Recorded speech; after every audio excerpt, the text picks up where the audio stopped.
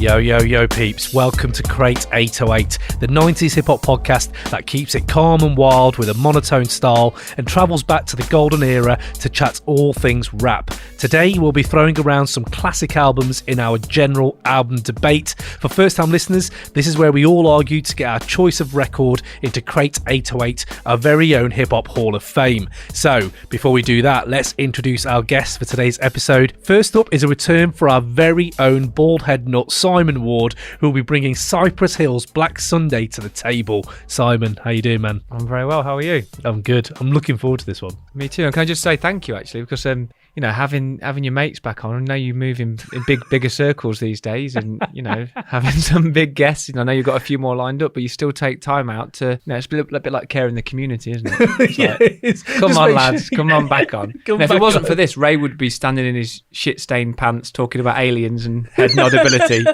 in the middle of Midvale or wherever he lives, and you know, nodability. To anyone who'd listen. Yeah, that's it. It's it. Bit of rolled up cardboard talking about.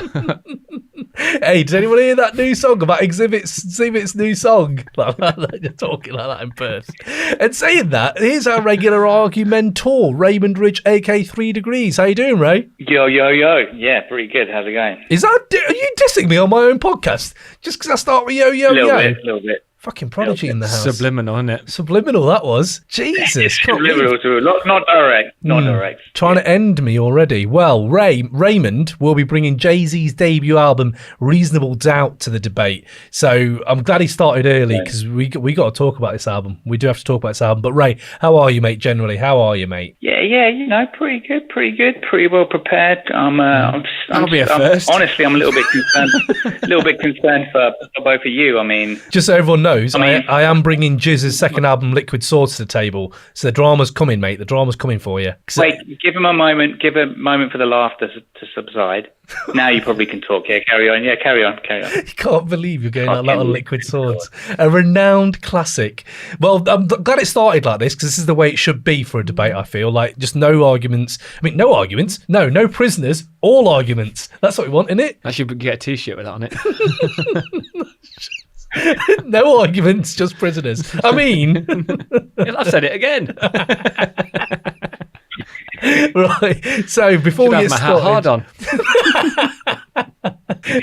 So before we start the debate, we're going to go into our usual stuff. Usual thing being, Simon Ward, tell me, what is the least hip-hop thing you've done in the last 24 hours? I've got two for you, Mr. Thandi. Oh, go on. The first one is I'm massively into Zelda Breath of the Wild. Oh, okay. On the Switch. Right, It's becoming a bit of an obsession of mine. I know it's been out for ages, but me and my little boy play it all of the time, but I'm getting a bit weird with it. Go on. They do. You have these little quests. You have to go on these. You have to find these shrines and complete the shrines, and each one has got a puzzle to solve. Right. And there's 120 of them in the game. 120 shrines. And I'd done 118 of them. Oh fuck! And I sat with a map ticking off one by one. Right. Each one that I'd done to find the two that I hadn't done. But at this point, Abe was like, "Daddy, I'm just so tired. Can you just go to bed now, please." He never has to go to bed. He just fell asleep. And I just carried on. It took me hours. I did that. And I found the two shrines and completed them. Right. And I got emotional with the fact that I'd managed to do all 120 times, do like a little dance. And I almost thought, I'm going to get a bit teared up here. It's taken us like me hours to get to this point. And completed it. And then I had one of those moments where I was thinking, God, I need to kind of take some stock. Take stock of myself here. And I thought, actually, let me see if I can turn this to be a little bit more hip hop. Because I thought at that moment, I thought that this is. Yeah, I thought of you at that time. I was often doing private moments, and I thought, let me Google rappers who like playing Zelda. Oh, that's good. Yeah. And then there is actually loads of articles about rappers' favourite video games, but there was none about Zelda Breath of the Wild. I thought, being a modern game, they might have, little snotbag or whatever his name is, might like playing it. But I did find, I was going to say, see if you can guess, but you will be here hours. Soulja Boy released a song called Zelda, sampling the theme tune. That's pretty good. His stock's risen now. His stock's It's risen. absolute dog shit, the song, is it? Was he ever tearful about a video? How many rappers have been tearful about video games? That's what I want to know. I said I almost got tearful. I didn't say I was tearful. You were GZA you were balling, mate. And not balling, but balling. Yeah, I was like, with you, I'm going to get me suit measured. Oh, mate. Well, bless you. That's quite nice. I like that. I'm not going to lie, mate. I did something similar with Vice City. Remember Vice City back in the day? Yeah. I think it was pigeons or some shit. And I've never got the last one. I even got all the fucking cheat codes, everything. Yeah, I'll get that last one. No, never there. Yeah. I don't think anyone ever really did. So... Yeah, so you're not alone there. Yeah. But the second thing I was going to mention is something that I may use coming up. Go on. You remember a few pods back, I had my airtight rebuttal to anything when we were doing the Onyx one. I do remember this, yeah. And I'm still mad about the Onyx not getting in there, by the way. But you know, I brought out my fuck that man, we the motherfucking Onyx, right? Yeah. Well, then airtight. I've got a really non-hip hop like version of that I might use today. Go on. I know what's been going on with Parliament and the suspension of Parliament. I was watching John Burko when he was stood there, and it was all going mental in there, and he kept saying this thing over and over again. It was really tickling me, and I think I might start using it. But someone would speak to him, and he just kept saying, "I require no response from you, young man." And I was thinking, in the middle of a debate, like with about Reasonable Doubt and Liquid Swords, or when I'm doing my Black Sunday stuff, if I hear it, I require no response from you, Mr. Rich. I require no response. It would probably work as well, actually. So it's kind of it's my least hip hop version of my Onyx rebuttal. So it might be coming out later. So yeah, I like that. Yeah. Oh, do you like that? Do you? I require no response, whether you like it or not, Kambi Thandi. I require no response, young man. Oh, that's good. That is good. Well, actual tears. Well done, Simon Moore. That's actual tears. Well, that's very good. I enjoyed those. That's yeah, to be fair, mate, I don't mind if you cry over video games. It's absolutely fine, mate. So, Raymond, what's your least hip-hop thing, my friend? Come on. Yeah, so mine's, it's work-related again, as usual. All you do is work, mate. Grind, isn't it? Yeah, you do, yeah, totally. It's just damn, tough. The bastards must be running out of ends to rest. Go on. Yeah, so I ended up getting with this car accident this week. No one was hurt, but it was the wardrobe unit of a dance school. Hold on. There was outfits all over the road. There must have been at least 20 tutus.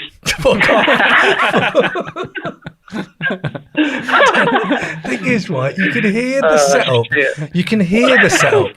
It's like, you know, when they built the Wicker Man. When they built the Wicker Man, everyone saw that coming. It's like, that's coming. That's that 70-foot Wicker Man. You know what I mean? It's like that. He's started doing it. It's like, yeah, that's it. Ray's going. Let's go. And the thing is, we're all along for the ride, aren't we? We're all sitting there. We strap ourselves in, and we just wish our best for you. We just think, right, I'm fully backing you in your endeavour here, Ray. I wish you had been in a car accident instead of telling that joke. Instead of listening to that. In fact, I wish I was in a car accident rather than listening to that joke. Good work, Ray. The good work. I mean, I'm never going to stop asking you this question just so I can hear more of these. That was great. I haven't got... Mine is nowhere near as good. It started off really hip-hop because I took my little lad, Z, into the soft play. Not soft play. That's really hip hop. Yeah. But I was wearing. I'd realised, you know, when I get odd looks from nursery staff and stuff like that because I'm wearing like my Ghostface hoodie or my just like Big Pun t-shirt or something like that. I don't think people... With no pants on. Yeah, I mean, that's a given. Yeah, they know me by now.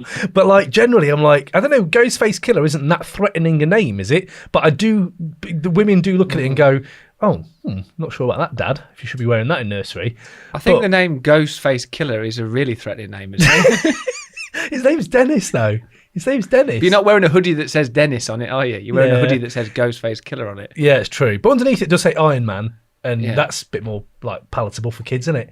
Yeah. Either way, maybe they think Iron Man is Ghostface Killer. He is. But anyway, I realised I was wearing that bloody hoodie again. And as I was going to soft play, I thought, oh, fuck me, I'm going to get loads of them odd looks now. But the odd looks I actually got were from the children. Because no word of a lie, we're in the ball pit, giving it loads. He's there swimming around. And I don't know how I managed to do it, but I decked it, proper decked it. And just surrounded by kids pointing and laughing at me.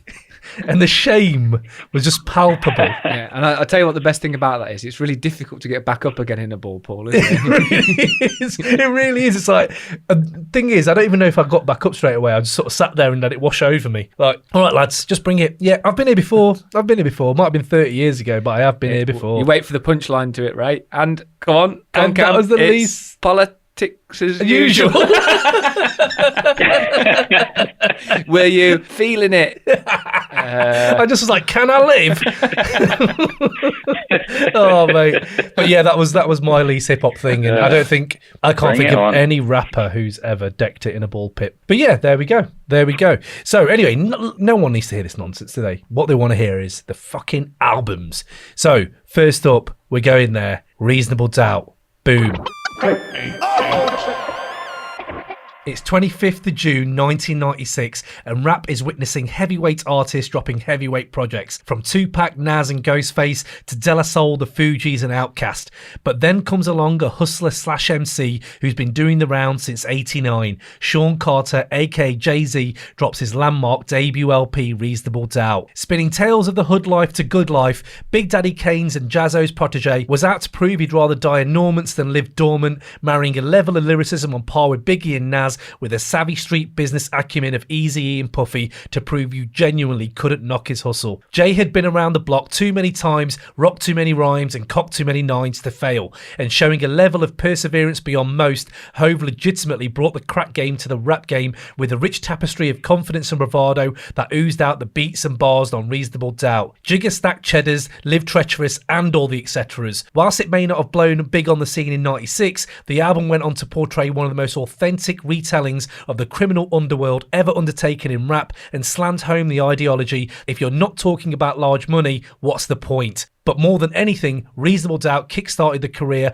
of a hip-hop icon, one that would lead to drinking cognac out of Grammy Awards, dropping 3 classic albums in a 20-year stretch and making $1 billion in the process. Jiggerman's swag rap would go from bouncing on the highway, switching 4 lanes, screaming through the sunroof, money ain't a thing, to people naming Jay-Z the rap goat, lifting him into the same level of importance as artists like Bob Dylan and Elvis. Jigger played the game and won, and it started with this album. So Raymond Ridge, tell me, why do you think Reasonable Doubt should be in Crate 808? Jesus, I can't follow that. You've done it. You've done it for me with that intro. Jesus. I'll take it. Yeah, well, just there's endless stuff to talk about it. Yeah, so Jay-Z, he got a deal. He wasn't happy with it. He fucked it off and started his own label, and he launched it with this Reasonable Doubt. So the album, it's a landmark in hip hop. It puts Jay-Z on a map, like all good landmarks. That's good. I like that. Jay-Z showing how it's done. So I got to be honest. So yeah, for a long time I've not really been a big fan of Jay. So since this album, he made the conscious decision, which I can't remember for the life of me which tune it refers to it, but he made the conscious decision, to not follow being a sick lyricist, which he is on this album, and just made a whole lot of disposable poppy bling era stuff with albums produced by Puffy and whatnot. So I wasn't really feeling any of that. And until maybe the first Blueprint and then American Gangster after that, but I'm not really into it, the rest of it. And he doesn't make it easy either, not being on Spotify. Are you guys on Tidal? Yeah. No, I'm not on Tidal. Is anybody on Tidal? No, I don't think so. He makes it fucking hard to listen to his music now, and that's why I don't bump him as much now, just because he's not streaming. But yeah, you were talking there about you saying his lyrics and what tune it got you to, where he just decided to do poppy shit. The thing that really got me is when he says on that track, would you rather be underpaid or overrated? I remember at that time thinking he fully knows. I mean, that's fucking 15 years after his career started, but I remember at that time just me realizing, Jay knows what he is, where he is in the sphere of hip hop. Yeah, no, exactly. And all across this, and we're going to get into the tracks, he shows moments of genius in there, and then later on he makes much bigger tunes, but they're all much more basic and easy for a bigger audience to get on board with. But so what you're saying about Tidal, so I've been thinking about getting on board with that because I was thinking about you've got some of these noise cancellations. We don't unnecessarily fucking advert, but everyone's got these Sony XM3s now, haven't they? Which just basically block out all of life, and you only hear the music. They are the shit though. What's that? What are you talking about? They're new wireless headphones. Not new, they're a few years old, but like I'd got some new wireless headphones for my birthday, and they're fucking banging, man. You can't hear anything. Yeah, it's just ridiculous. That's what I was thinking. Like for having them, you might as well have the highest quality service, which Tidal obviously is. So while we're on it, what streaming service did Cypress Hill and GZA set up again? Fucking dickhead. He's a fucking dickhead anyway. He does this shit. Now the thing is, right? Are you talking about Reasonable Doubt right now, or are you talking about the artist? Because I think we've got to separate it a little bit. Every other debate, you talk about legacy, the legacy. What about the legacy? Yeah, that's every other debate today. Today, I'm talking about this. You just talked about him being. Going on to make him, billions. And that's the thing with this album as well is that. Are you talking about that's a positive then that he set up Tidal? Not for me, but clearly for himself. He puts money before literally anything. Maybe not his family, but other than that, he don't give a shit. He's fucking ruthless. Look what he's done with the NFL. He talks about the fucking struggle and, what was it when, it was Occupy Wall Street, and then he came out with the fucking gear which was like Occupy All Streets. He just co-ops shit constantly and just is a fucking vulture for that shit. But fair play, he makes money, let him do it. But what I'm saying is like, I'm not sure if it's always necessarily positive what he's doing. Do you know what I mean? In the wider cultural impact. The thing is, well, I mean, this is the first album, and he openly talks about how it's just all about the money. Yeah. I'd say why it's a good thing is he could have released this album and been a failure and just disappeared into obscurity, but he didn't. He followed through, and like you said, he made a billion. And the other thing is, you see him in interviews now, and he's not a dick either. You're like, he seems pretty down to earth, and like even defending Donald Trump and thought, but you don't know about the stress the guy's going through, all that kind of stuff.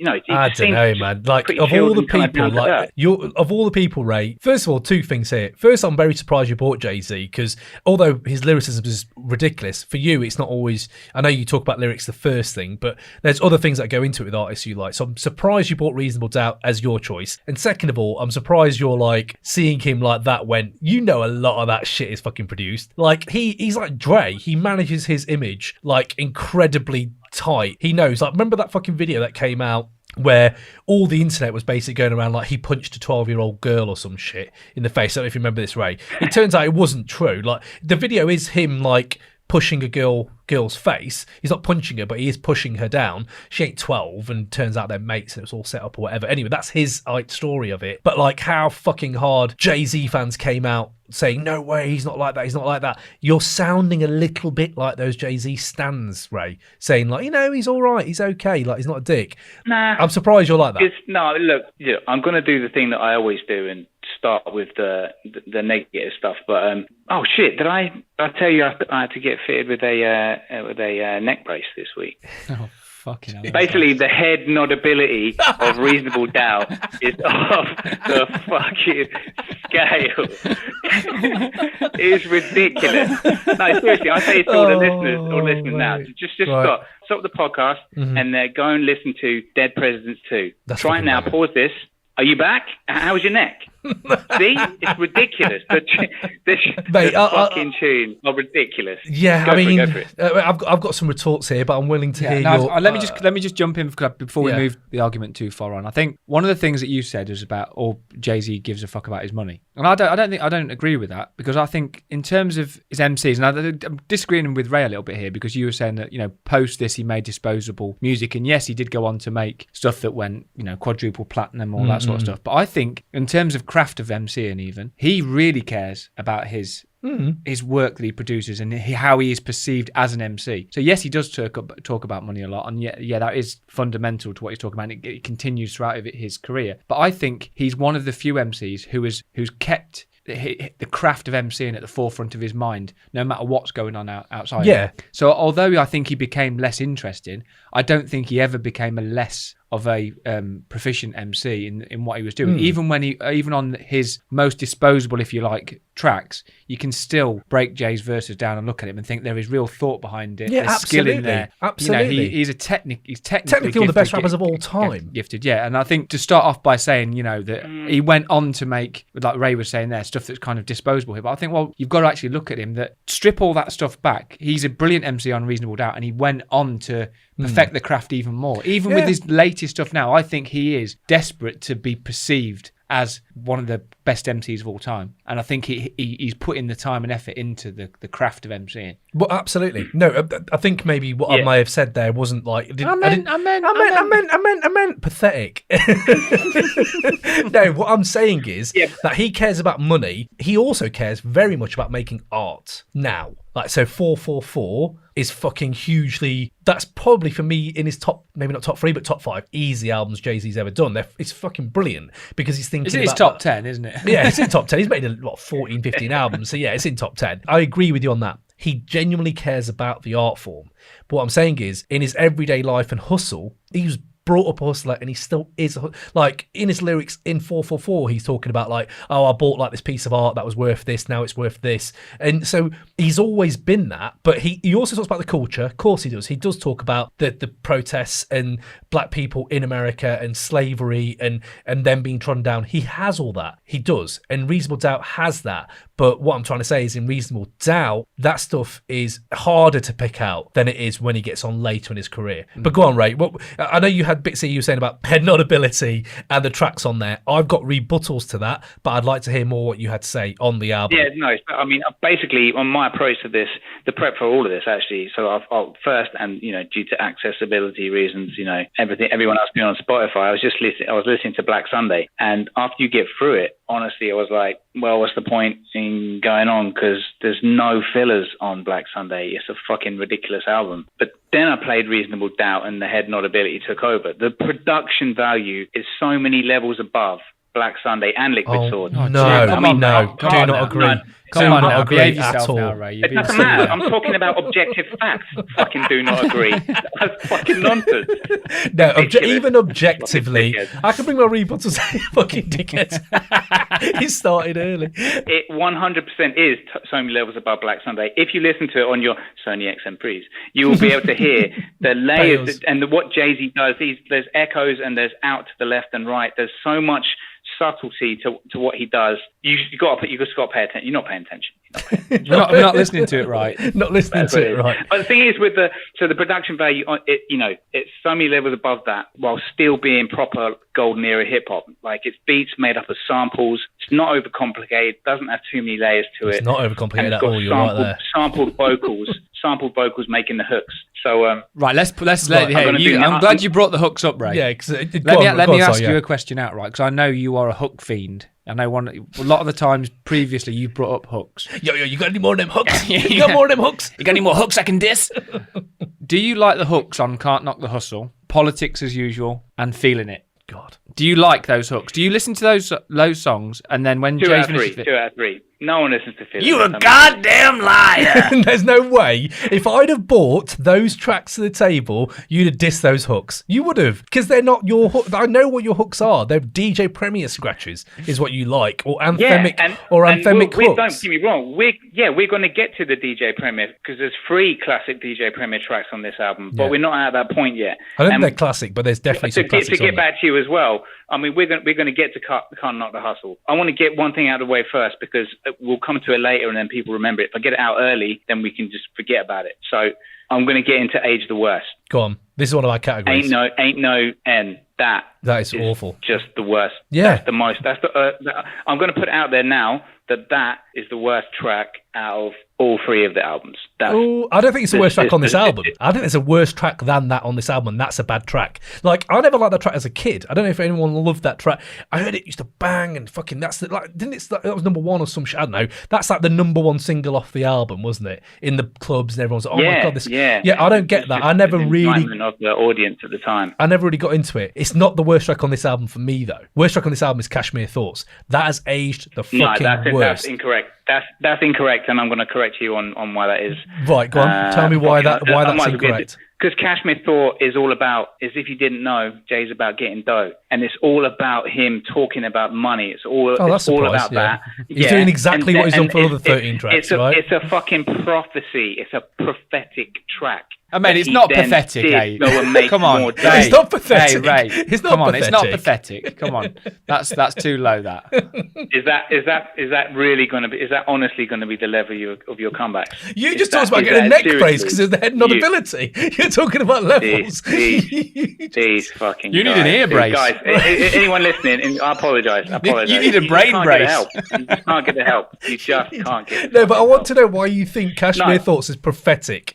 Why is it prophetic? Tell me. Oh my fucking God. So he's talking about money and being all about money, but he hasn't made, he's probably richer than us at that stage, but he's not a fucking billionaire. And now he's a billionaire. You can say that about literally every other. There's better tracks on this album you can say the same thing about. Cashmere Thoughts is lukewarm. Yeah, maybe I will if you fucking let me get a fucking word in edgeways. Jesus, getting all excited so early. No, I'm not fucking having it. Shut the fuck up. Wind your neck in. Know your place. All of that stuff. What was it you said? Order. I can't remember what his fucking line. No, only you can use that for yours. Come in when I need it to come, mate. Yeah. Right, okay, go on.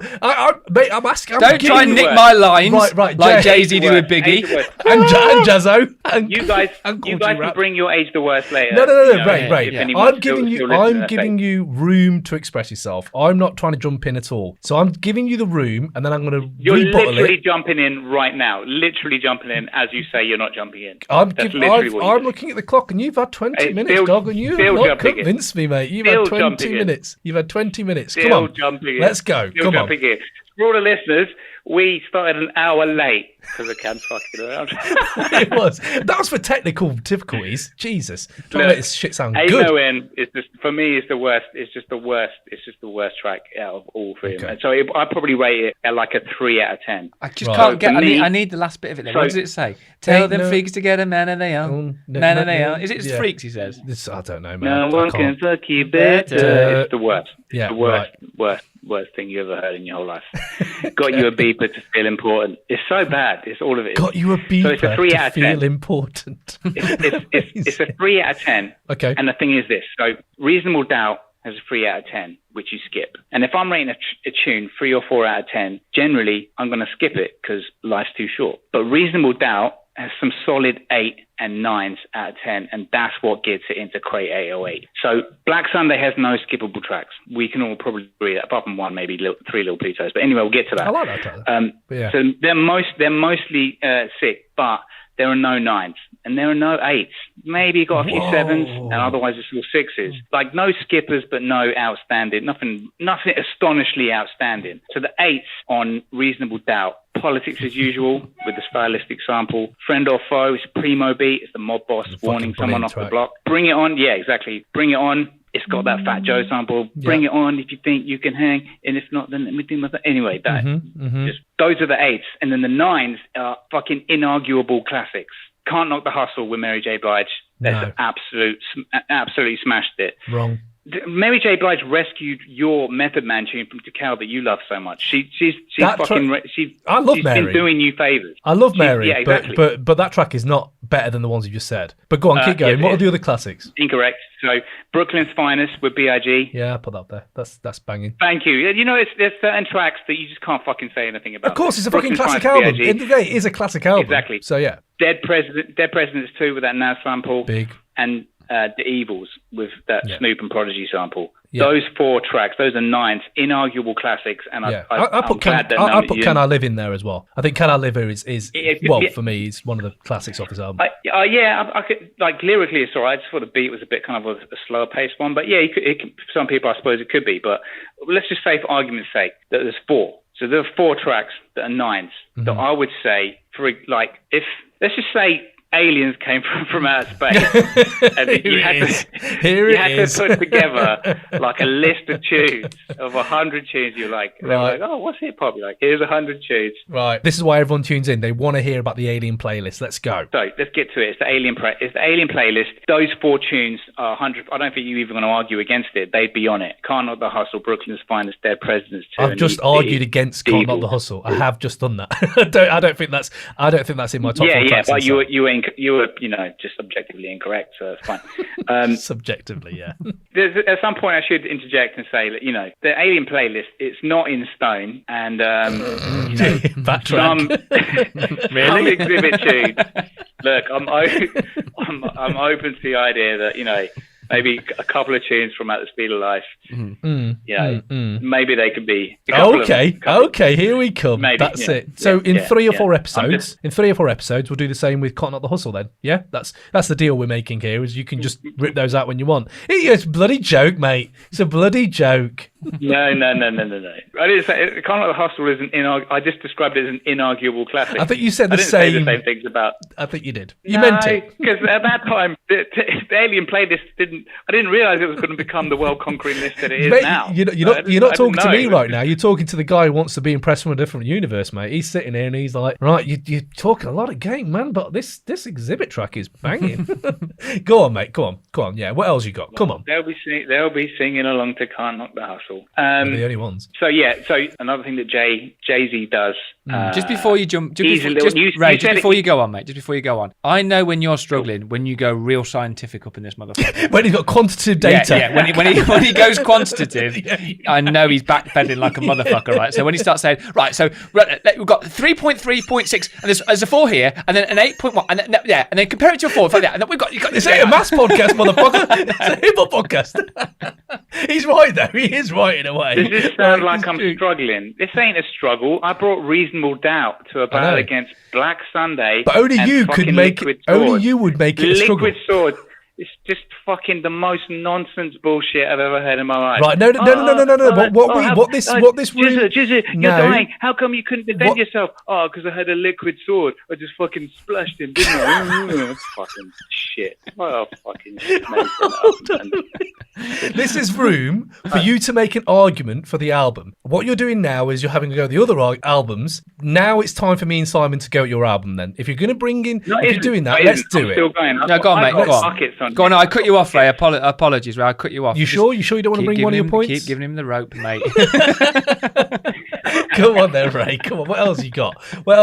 And you can bring your arms into it if you want to. Go on. Concept tunes. When Jay-Z commits to a concept, he's easily the same league as Let me stop you there. If not above it. No, you're not stopping me there. I would say the whole album. All you keep doing is doing, let me just cut in there. The whole album is a brilliant concept album. If you look at the journey he goes on, obviously earning, and then by the end he's fucking teaching Memphis Bleak how to earn. And you're like, you can actually listen to his album. It's like a journey. Do you know what I mean? A gangster's journey kind of thing. Yeah, it totally is. That one, that coming of age track with Memphis Bleak, I was prepared. I'm not a Memphis Bleak fan because I was prepared to I etched that into my Hurricane G corner, and then I gave it a good listen. And you know what? It's actually a pretty good tune. It's even got Let the Mother Ends in the Game, Skip the Fame, 10th Hour, 100G, Keep Your Shit the Same. That is reminiscent of a certain little crack commandment. Rule number uno, never let no one know how much dough you hold. That's fair. And this came first as well, so it's almost like Biggie took the hot line and made it a hot song. Same way, good shout. Yeah. Jay-Z took a whole shitload of hot lines and made them hot songs on this. Actually, Nas, Fat Joe, Nas, I mean, Nas was the most famous one. But anyway, just to break down the concept tunes. So 22 Twos. Fucking love that song. I mean, it's self-explanatory. The two, it's simple, but it just lets him, Wait, do I smell some reefer? I don't know. This is why you motherfuckers can't be alone. I love her. She's great. Do I smell some reefer? That's fucking great. Yeah, that whole thing as well. Like, imagine being in that crowd and she's chatting very pleasantly, and someone just shouts, "Shut the fuck up!" Like he really does overcompensate. Imagine that was us three in there, and Sai shouts, "Shut the fuck!" Like both of us would be like, chill out, mate. We're not with him. But mate, weed is a hell of a drug. Weed is a hell of a drug, as Cypress Hill will attest to later. But go on. Some of the lines in that as well. Too many brothers want to be lovers, don't know what romance is. Too many bitches stuck up from too many sexual advances. No question, Jay-Z got too many answers. That whole bit. I destroyed it a little bit, but the way he kind of flows it, he kind of bounces across the rhythm. The way we're talking about 22s because I'd like to list my hottest bars of each of the albums. What am I? Because 22s is one of the ones, when you're a kid, you're amazed at the concept of it, and you're like counting the twos. You're like, oh, he has hit 22 twos. I don't know, just geeking off like that, like Foxy Brown on the math on it was written, and. She sounds like Ray when he's struggling with the podcast, isn't he? Give me a key and I'll give you 24 and then that'll be... Is that the fast show sketch? Mega, can you bring the other half through? Right, but one of my favourite underlying lyrics on 22 twos isn't even when he says anything about twos. It's when he says, and you know what, a little bit of his little kid here, because Reasonable Doubt, lyrically, fucking hell, the amount of double entendres, the fucking similes, the way he switches things so they mean different things, fucking incredible. And obviously, it's not all bravado, like a lot of what Jigga says. It's about him knowing he's doing evil shit. But the bit on 22 twos where what a sinister motherfucker he is. Administer pain next to minister screaming your name. At your wake as I peek in, look in your casket, feeling sarcastic. Look at him still sleeping. And I was like, oh my God. Even at your funeral, he's going into your casket and still feeling sarcastic. Mate, fucking brilliant. Yeah, I love that. But go on. Yeah, 22 twos. Go, man. Go. Should we probably, I don't know, it's worth a mention. Probably it's, I don't know, muscular moment, or what do you call them now? Hurricane G moments. One of the on 22 twos, there's a couple of FNs on there. Yeah, not talking about Star Wars. FNs. There's a couple of those mentions that explain FNs. Come on, explain. The F word you can't say, N word that you shouldn't say. But what's it got to do with Star Wars? Yeah, I get what you're not saying. What I don't get is how that has anything to do with Star Wars. Could you hold your head in shame? I think he means that FN is like AT-AT or some shit. Come on, is it? No, it isn't. What is it? What's on the latest Star Wars? The guy who was a stormtrooper, he's FN 2645 or something, and then they say, "What's your name?" He's like, "FN." Oh, Finn. Oh, and then he ends up being called Finn. You're such a geek, and I love that. You're such a geek. I love you. Yeah, brilliant. Okay, I didn't even think about that. Yeah, shit. Because the new Star Wars, I haven't watched it as many times. That's my excuse. Anyway, go on. I'm too busy doing this bloody podcast. Anyway, well, it was a bit obscure. Obviously, I had a lot of time to prepare for this, so I was just like, ooh. No. You should have put some of that preparation into the album, mate. Yeah. Yo, it's your original South London trooper Black Twang, aka Tony Rotten. And right now, you're rocking with Crate 808 Podcast. You already know it's going to be fire. Enjoy this week's episode. Make sure you remember to subscribe, rate, review, and just keep spreading the word. Bless. Back to the concept tune. So concept tunes on this. Tracks, the other one's Friend or Foe. It's a primo tune, and it's warning a guy off his block as if he's like a mob boss.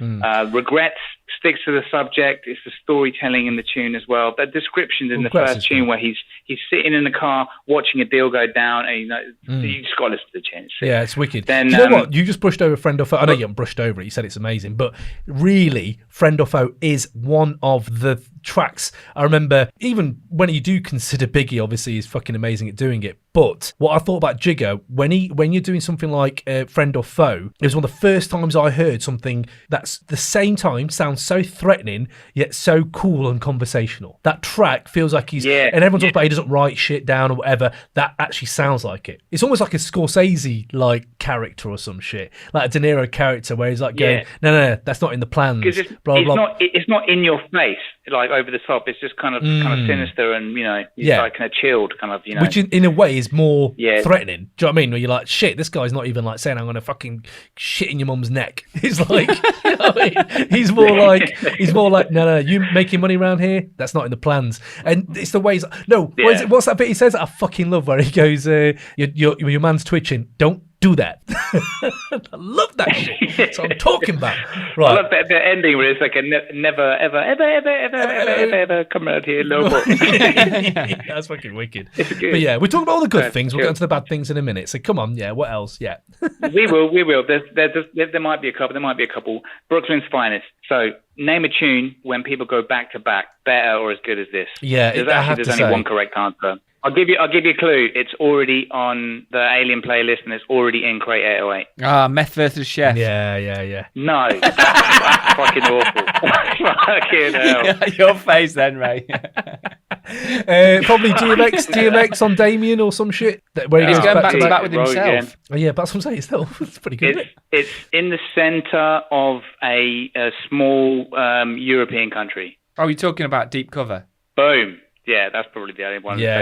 Again, I've got a lot of obscure references on there. I think this one goes. Well, you know, when you say go back to back or go toe to toe. What I realised about Brooklyn's Finest when I listened to it over and over again, I thought it was like in my mind it was like verse to verse to verse. It's not, is it? They actually cut in between a verse. They're going out, and I'm doing some research. They were saying like Jigga did all that. And then Biggie filled in the gaps. But I can't imagine how that must be fucking incredibly hard to do. But either way, I think it's because, I guess it's how they bounce off each other.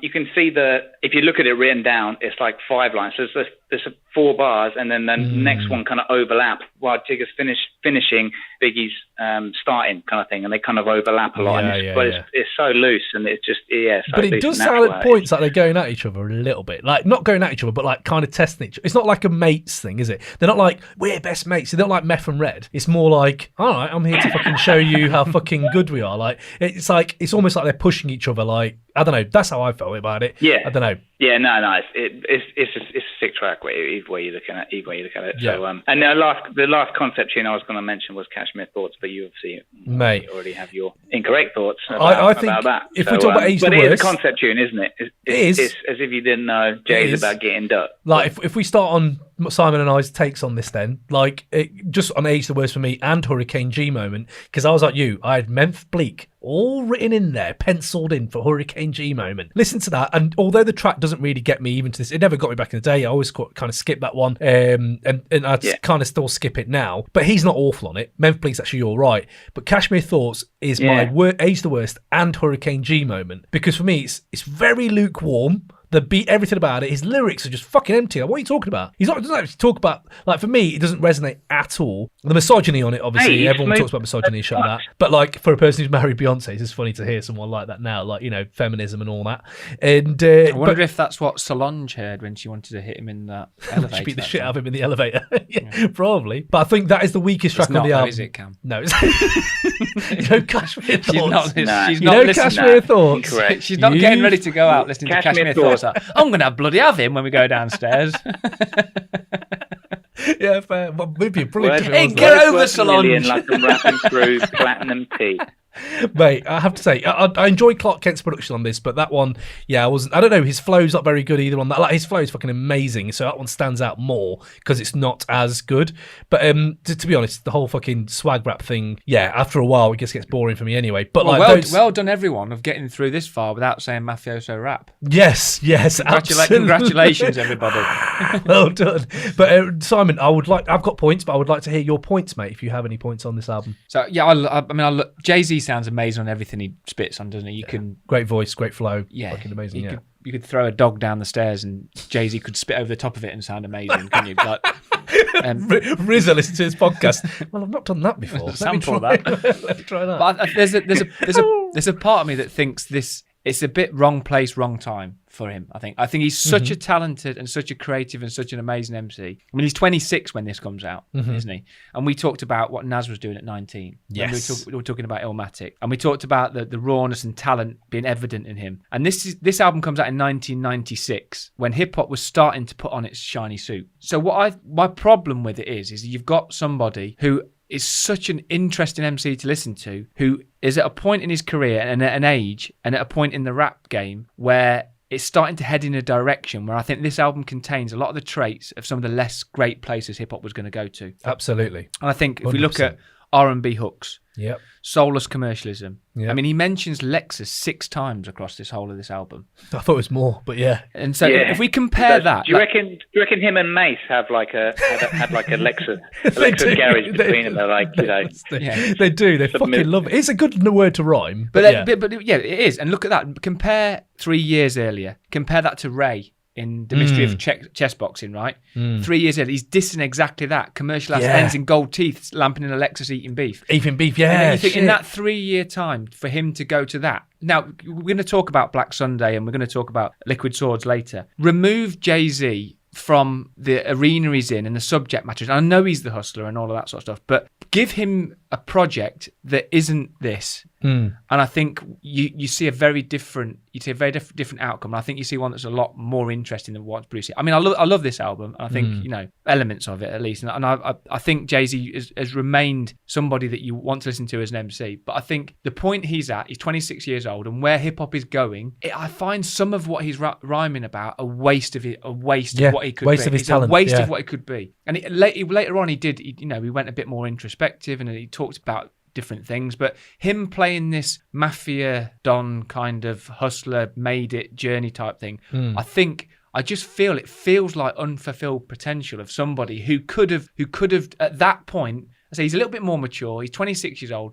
I've just what I hear when I hear this album is wasted talent, and wasted talent in the sense of I want to hear him speak on something different. But do you remember that? So let's just look at the context of it all, right? The whole context of Jay-Z being like, it's an 89, man. 89 is a long time. 89 hip-hop to 96 hip-hop is a fucking decades like difference of music, isn't it? It just completely is a different arena. The way I look at it is this, that he tried that shit, and I'm not saying he is one, but you can, especially in the early 90s, you can talk about him being a bit of a vulture and a biter completely. He was doing all that diggity tongue twister shit before, that Das Effects did and all that, and when it got corny and the Beatnuts called it out and people called that shit out, he still has remnants of that in this album. In this album he still does, yeah. But like, he was doing that shit solely when he was with GZA and Big Daddy Kane. And then you hear these stories. I'm not sure how much of this is manufactured and obviously in his book, and you always massage these things as you get older. But like him saying, I just wanted to make this one album, Reasonable Doubt,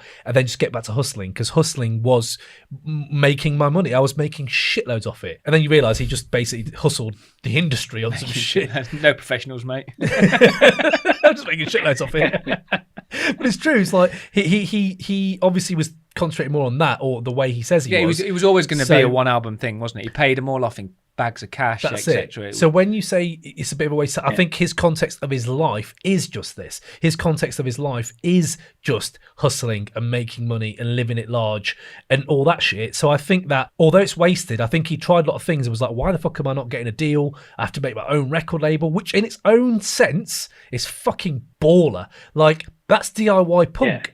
With loads of drug money and obviously with the aspirational like fucking Kashmir rap and fucking all that the Jiggy era was all about ascension from the black roots of De La Soul and fucking Tribe Called Quest and being like, we need things to change. Puffy, Jay-Z, Biggie were like, yeah, but we're going to change it. Like, we need things to change, but I ain't going to wait for the president to do it. I've got money. I've got dead presidents, motherfucker. Bang. And that's the way they worked, which in itself is fucking baller. So for him to take that DIY, him and Dame Dash, to that DIY kind of mentality of, we're just going to release it on our own. And then, like, when you talk about him, like, I used to fucking hate him just mentioning all these brands. And after a while, you're like, well, do you know what? If he's getting paid off them, and then he starts only mentioning his own brands later in life, doesn't he, the next 10, 15 years? Yeah. Like, is that really selling out if you're just basically selling your own shit? Like, you are just selling your own shit. Like, advertising-wise, I used to hate that whole idea of corporate fucking tentacles in hip-hop. And it was in this album. There is that. Like, he's getting money off of all these people. He's mentioning them in tracks. Probably he's getting money off them. But his lyrics are just to a point where you think, fuck, he is on that level. And it is a shame. He could have done more kind of things that would have maybe resonate with me more. Yeah. But I have to think, in the streets, like how this took a while to get platinum, I bet it banged so hard that people were like, well, you hear now, don't you? Like, convicts are like, yeah, this is the blueprint. This is the blueprint to hustling. No, we're talking about Reasonable Doubt, mate, not Blueprint. Oh yeah, Blueprint's a better album. Oh, but anyway, I agree with you. It's not a 90s hip hop, is it? So exactly. But also, what I was going to just say is, Ray incorrectly said it was the best production of the three albums. It's not by any means. But I think there is some great beats on here, and there is, as you said, I think Ray said, you've got the different producers coming together and Jay rapping over them. The other two albums have got kind of a producer who drives the whole album, and it has quite tight control over everything, that's the way that the album sounds and the beats that are used on there, and even to the point of track listings and things like that. I wonder if, and you said, you mentioned yourself, there's an element of the Reasonable Doubt being a concept album. Liquid Swords definitely is a concept album, and so elements of Black Sunday are, and they've both got kind of auteurs, producers running. I wonder if Reasonable Doubt with a single production team around it and a slight change in terms of the tightening up as a concept, and maybe it's a very different project, and I think that would be a more interesting thing to listen to rather than absolutely him treading over the same ground over different producers' beats. Yeah, and if Primo done like half the album, I know Primo beats on here crazy. I disagree with that completely, because I think Jay-Z's the one that. So you're talking about the producers that drive it, and you've got a whole range of people like Liquid Swords, a whole range of the Woo on it, and different strengths. I'm going to argue against it, obviously, but Jay-Z is. So you got a range of producers, and it's not like it's a completely clashing random sound. It's all still pretty unified sound. It's quite cohesive. But Jay-Z is the one that brings it together. And even the tracks that I was like, I'm not. Maybe the beat I don't feel so much. I end up listening to it more because I really came down to Politics as Usual. I came round to that tune because sandwiched in between two amazing tunes, and I came round to because the way Jay-Z flows on it, and he changes his flow to the beat. It's not you couldn't just remove all these acapellas and stick them on any beat. It's similar to the way Eminem does it. He's similar to that in that he's written it to the beat, and it will only work with that beat. So this is the thing, right? So you have this, again, fascinating how one piece of art, you all interpret it differently, don't you? So like the way I look at it, and this is not me arguing about Create 808 or getting it in, but just generally, Jay-Z always has, for me, hit the hardest as a cumulative artist. Like, I would put this Reasonable Doubt on, but I would never listen to it consistently for ages. Whereas just on my personal stage, Liquid Swords and Black Sunday, I would play all the time. Like, I would just be like, Cock the Hammer, it needs to go on. Fucking Fourth Chamber, I always put it on. Whereas Jay-Z, it'd be like, if I'm listening to him, I listen to loads of different tracks off different albums, and the cumulative impact for him, it's these classic albums he has. When you look, he has 3, maybe 4 classic albums in one career.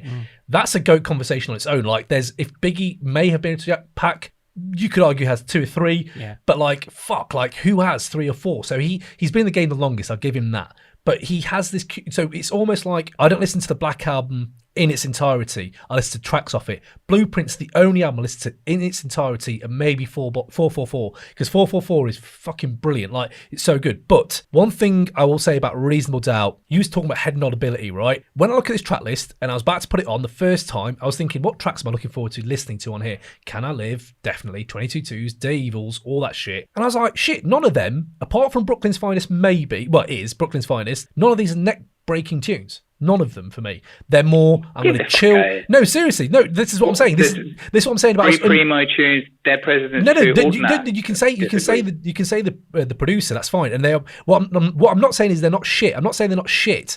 What I'm saying is the interpretation is amazing, because when I listen to Reasonable Doubt, I'm not listening to it like I listen to Liquid Swords or Black Sunday. When I listen to them 2 albums, I want to go to fucking war. I'm ready to fucking fight some shit. Like, with this, it's like I want to get my headphones on, I want to be on a commute, and I want to fucking soak it in and just sit back and let it just kind of wash over me a bit more, rather than be like, yeah, man, that's fucking breaking my neck. I don't have that on this album. It's funny you were saying you need a neck brace, because I was like, fuck, it wasn't for this album for me.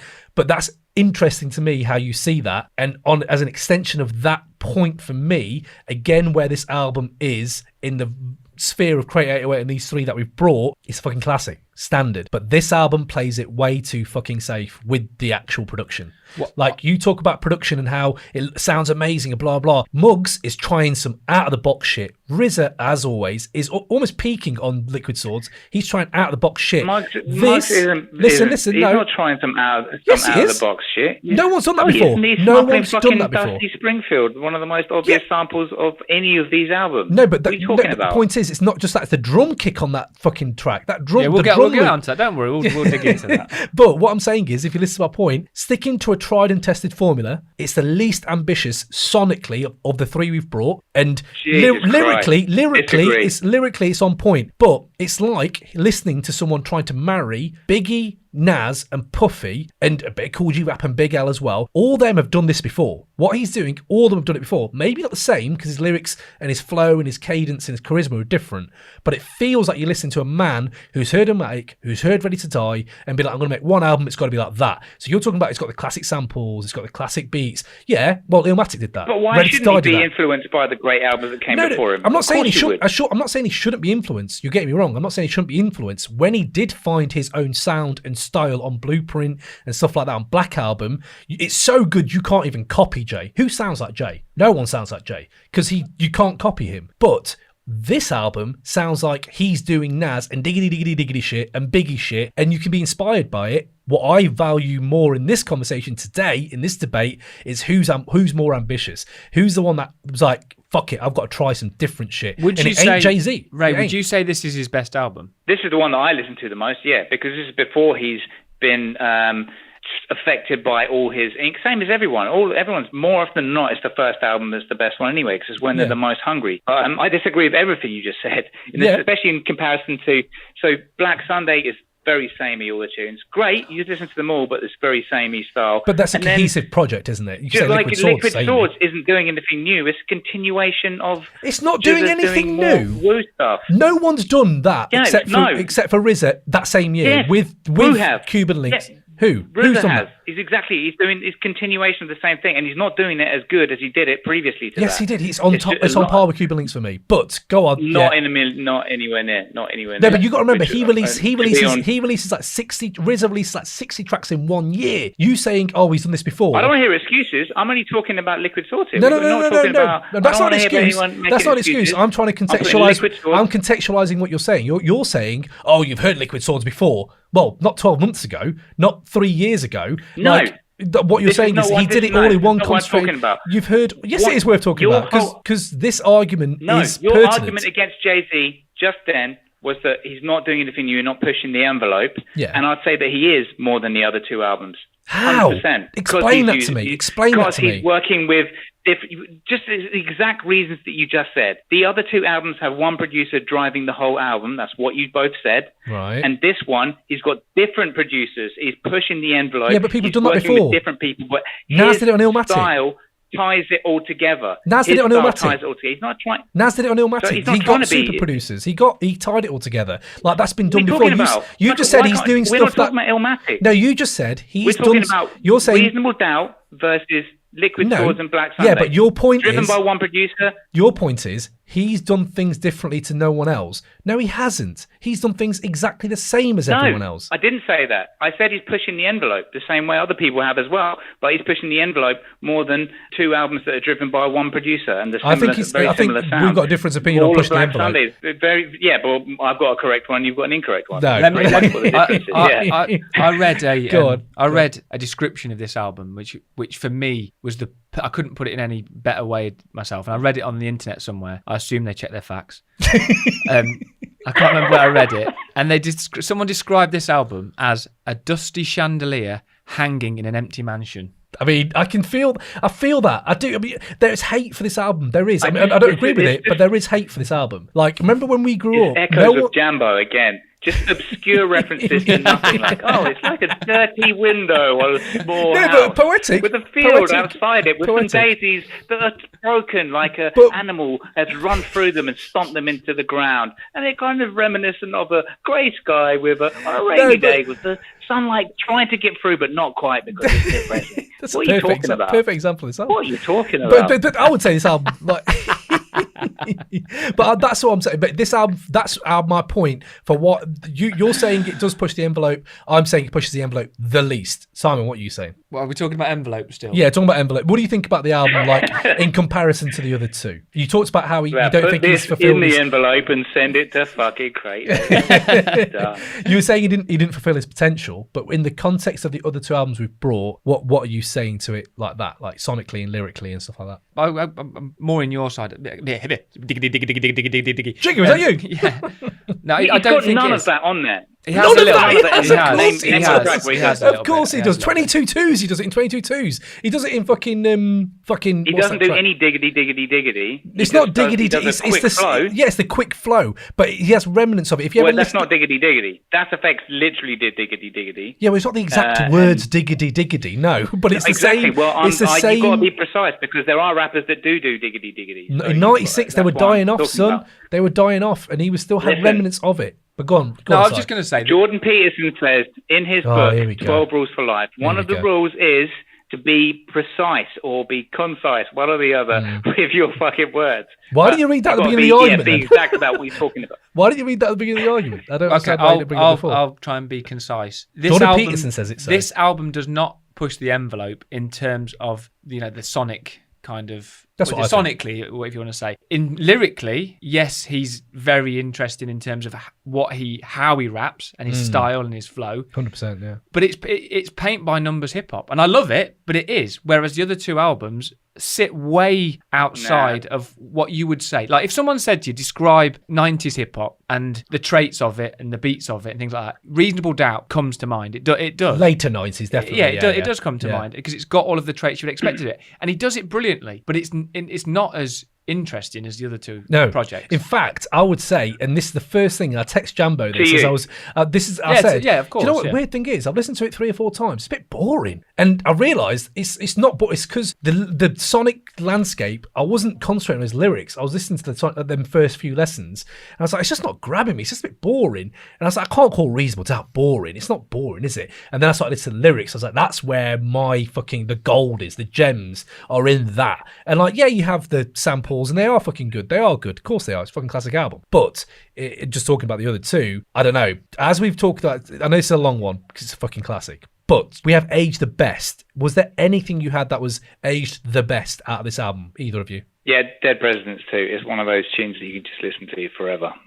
Brilliant Nas impression. Yeah. Should be on Illmatic. But it's great. It's a fucking brilliant Nas impression, but it is. But go on. What did you have on? Just listening to him, just to his flow and his style. Like you listen to him and he shines on everything, doesn't he? And you think, he's never going to sound old. I think I would say he only has maybe the one I talked about where he doesn't sound as comfortable, but generally, 99% on this album, he's just bringing it. Although he says he didn't write anything down, didn't he? I was thinking that's the fucking problem with rap nowadays. One of the problems with rap. But like he talks about like, I never wrote anything down. I just went in top of my head, and Biggie was like, fuck, he does that shit. I better do that. Like you hear all these like amazing myth making about Jay-Z, but that's the fucking problem. People nowadays go, I don't write anything down. Yeah, because you sound shit.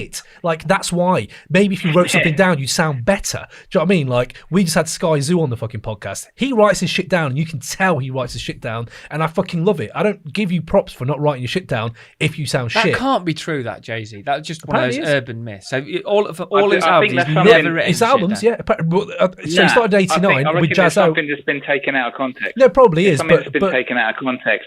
I think he comes in, he doesn't have bits of paper and he's reading off it. He just knows it. He's a professional. He knows his shit. He comes in and does it from memory and then leaves. But do you know what though, mate? I was with you on the doubting shit. And the more and more stories you hear about the later and later albums, and when you do listen to them, I don't know, maybe I just started believing the hype or something, or drank the Kool-Aid. But I was like, yeah, I truly believe, maybe not all his albums, but nowadays I don't think he writes anything down. No, Ray's got to be right on that, surely, because he's got to be that. At home, he's practiced it. He knows exactly what he's doing. So when he comes to the studio, without writing something down, right? Like you can practice a speech without writing it down. Like I don't know. That the way I look at it. Imagine it's a whole album. Yeah, I know, but he is a fucking genius, though. Can we go on to his fucking lyrics? We can't talk about Reasonable Doubt and not talk about the lyrics. First of all, you know my favourite lyric of all time, Ray, and Simon. You know my favourite lyric. I climbed the ladder to success, escalator style. On Can I Live? The timeless gems on that fucking track. I'm not going to go into it, but just listen to it and get lyrics on the sheet whilst you go through it. I'd rather die enormous than live dormant is fucking heavy. Just the way he says that in the verse, I love that shit. The Evils, right? Jesus Christ, this is some fucking, like, it's third verse, right? When you see that written down, it looks like devils, doesn't it? It does look like devils, right? My flesh no end could test, my soul is possessed by the evils in the form of diamonds and Lexuses, boom. The exorcist got me doing sticks like, homie, you don't know me, but the whole world owe me, strip. But then he's talking like how he's there right now. His is all very first person shit. I love that shit. But thought to be a pleasant guy all my fucking life, so now I'm down for whatever, ain't nothing nice. Throughout my junior high years, it was all friendly, but now this higher learning got the Remy and the liquor invading my kidneys, get me ready to lick off, mama forgive me. Way he fucking rhymes that, and the way his inflections are and shit like that, you're like, okay, I just don't know. There's no one like Jay-Z but Jay-Z who can do that shit. Do you know what I mean? And there's Dead Presidents, when he says something about like, can't remember the fucking line now, but it's like, look, I ain't got nothing but time. That shit is fucking hot, right? And the other line as well, that made him smile through his eyes and said, pray for me, I'll do you one better and slay these ends faithfully. Yeah, and the way he flows that as well is that's a fucking shit. Yeah, there's a couple other lines in Dead Presidents too, as well as that made me laugh as well. My dough flip like taekwondo, Jay-Z the icon. Baby, you like that? It's like it's three different. He is my dough flip like taekwondo. So and he talks charismatic, about himself in the third person quite a bit as well. He does it in various different places. Jay-Z the icon, and what's the other one? Jay-Z got too many answers. He's I like that, throwing in that third person perspective. Yeah, man, and not just third person. Like, he always talks about the bad shit about hustling as well. Politics as usual. You've had on there. He throws both sides of the coin on those lyrics as well. I'm not going to go into them, but he does. To Evils. Even then, when you listen to Evils and he's fucking talking about kidnapping his mate's baby mother, even though they used to be best mates, the tale is fucking sinister. At the end, he says, so he's talking about kidnapping this girl and then feeding her cheese, aka money, obviously, until she gives him the whereabouts of her like husband or baby daddy, baby father. Is that what it is? I don't know. One of the two, innit? Right. And at the end of the fucking line, he's like, now I see his fears through her tears. Know she's wishing we were still close. Don't cry. It is to be me. In time, I'll take away your miseries and make it mine. That's some fucking Nas poetic shit.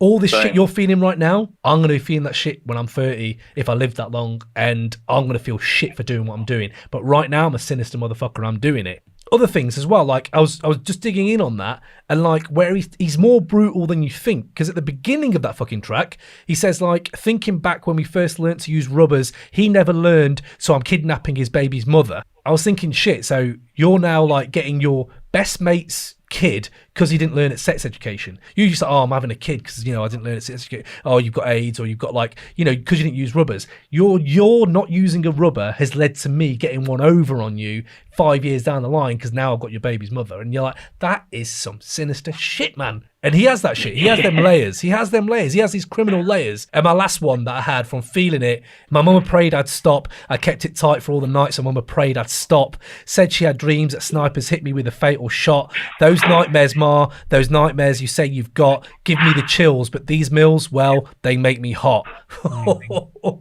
You're like, you could write a book on this shit. So, yeah, man, they're just a few of my favourite bars on there. I didn't even go to 22 twos, but you know what I mean? Like, see, some of the ones that I was feeling was more just kind of the more jokey. You've gone into some really deep, sinister ones on there.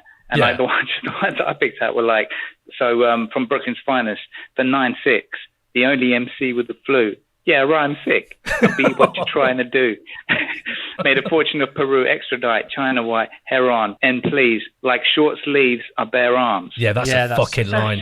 I like it. It's simple. It's simple, but then he just throws it at you, and you're like, oh shit! It's one of those ones that you react to. Ray, it's not simple, though, is it? That's why he's so good. Because some of his stuff sounds simple, and it's not. It's really complicated, and the way he's put it together is really intricate. Absolutely, yeah. But like, didn't he say that as well? Like, there's a documentary out on Reasonable Doubt, classic albums documentary, and he was talking on that. Like, his mate was like, no, but you got to be talking about this. You got to be talking about. You got to elevate your blackness. You got to elevate your mentality and talk about. And he was like, I'm gonna stop you right there. You got to spoon feed these motherfuckers. He's like, you got to make things sound easy for them, and then you start hitting them with the bombs. And if you actually look at his career, that's what he did. Like, he did later on start talking about real shit, and you think, yeah, maybe that's, if he is premeditated that much, it's amazing. Do you know what? We got some other categories here. Non-90s rappers. Who did you have, Ray, for people outside the 90s to be on Reasonable Doubt? Just there's only one. There's only one non-90s rapper that can match up with Jay-Z. J. Cole. J.C. O-L-E, yeah, J. Cole. It's the only one. I know he said on one of his tracks that something about being on, don't really give a shit about being on a track with Jay, or I can't remember, but one of his tracks he talks about it. But yeah, he's the only one. I had J. Cole written down as well. I agree with that, yeah, that's what I had as well. My other one I had, because the Foxy Brown track now sounds whack to me, and all of us, I suppose. What would be good if they flipped it a little bit now and put Rhapsody on it? Ray, this is your cue to have a go. There's no way of rescuing it, and that's definitely not a way of rescuing it. Just cut that tune.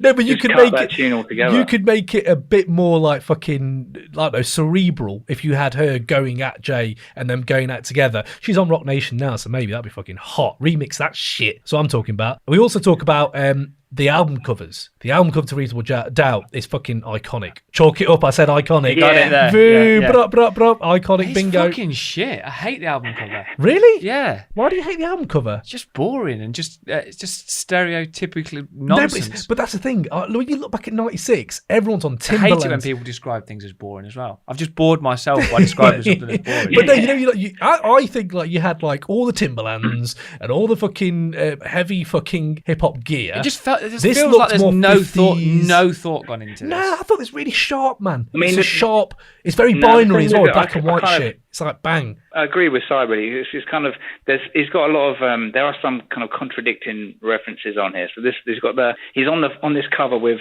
the Italian gangster styling in his suit, but then he's got that's the other thing that I had as my Hurricane G corner was just the awful Tony Montana references. Yeah. Well, it's not even Tony Montana, is it? It's the other guy Omar doing some shit impression of a big man. You want to make some big bucks? It's just not. Yeah, It's a shit impression of it. It's not even. Yeah. If he's going to use it, use the actual thing. But it's not. It's someone doing a bad version of it. Licensing and he's got those. And then the thing is, he's got the same guy doing an Omar impression, and then later on, it's the same guy doing an impression of Scarface because he does that whole. It's true. It's true. It's so confused. So he's got on the thing. It's confused because he says, "Oh, okay, I've reloaded," but it's the same guy. But that's in the film. Well, Scarface. Anyway, this comes back to what I'm saying about wasted potential. I think Jay-Z would have looked at that cover and thought, this is what will sell. But I don't think he would have looked at it and thought, I really like that cover. Oh my God, I fucking love that cover. It doesn't show his face. It's a bit mysterious.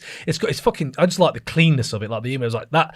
I don't know, it just stuck out to me when I saw it because I didn't know what Jay-Z, I'm trying to think, I bought this in the 90s. Yeah, I probably know what Jigga looked like, to be fair. But like, it's weird. But all of that standalone, it's good, but it doesn't say anything about Reasonable Doubt. It doesn't say anything about the tunes. It doesn't say anything about, do you know what I mean? It shows smoothness. I guess like Liquid Swords, that's the strength because Liquid Swords has the. We'll talk about it. Save it. We're going to talk about that. Don't worry. All right, but can someone explain to me? I don't know if you guys know, but the umlaut that's above his name. Yeah, I was thinking that exactly the same thing. I looked at. He had that, right? Like, because obviously you Google it and you look and it says Jay-Z normally, and I was like, I'm sure he had that. Yeah, above it does on the front J. cover. Yeah, I thought no, it doesn't. It doesn't now. It doesn't. So the old front cover probably did, but if you look on Google now, it just says normal Jay-Z with the hyphen. I thought it looked a little bit like a martini glass with the. Is that what? If someone could tell us why he had that thing above the name, that'd be great. Yes, please let us know. If someone could tell us, please, Ray. Ray, do you know? It's your album, mate. Other things we have that we do talk about. You know what? For this album, I was going to bring a new category into the thing, but I only going to work for a few albums. Biggest like surprise, but in a good way, surprise package. I was like, shit, Source Money's fucking good. Like, I did not. Again, one of the ones I'd outlined for the Hurricane G moment. I was like, maybe that guy, that's not the one that's going to work. But yeah, because Source Money we brought up before, and he's as a negative. I can't remember what it was on. Yeah, but on Bring It On. Sorry, you brought it up. You brought up Source Money. No, it wasn't. No, I think it might have been Jambo. But Bring It On, Source Money's verse is fucking fire. I was like, shit, that is fucking brilliant. Like, I was just going through it thinking, I'm going to pick this out. And before you know it, you're like, I'm rewinding that shit. It's really good. So, yeah, I have to say, if there's a most improved category or like a fucking surprise package, he's got to be in there. He's fucking great. But other ones we have that we go into, I like to look back and see what the review said in 1996. So, what did the source say? I was going to ask you how much you thought they gave it, but you've just seen the screen. I haven't. But Ray, haven't you? No. How many mics do you think that Source gave Reasonable Doubt when it first came out?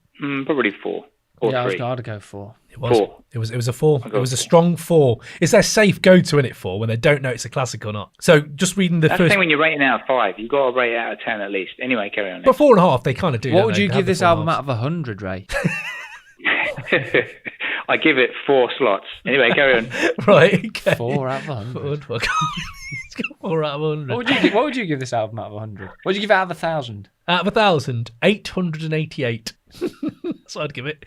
Right. So first paragraph I thought was really good because it talks about, it actually brings home the whole Jay-Z kind of context. And so in the circles of hip hop, it's very much like DMX. The guy was around for a long time before he blew up. But it goes, I remember Jay-Z from back in the days, since 88. He was a New Jack MC and he hung around with GZA, who had a humorous sort of ditty called Hawaiian Sophie, which fucking Pac went at. I remember that. Who would have thought that the short kid with the high top fade and a boombox would grow up to be an MC kingpin with a hat? With a hit! With a hat. But I have to say, I thought we got hats now, motherfuckers. We got hats now.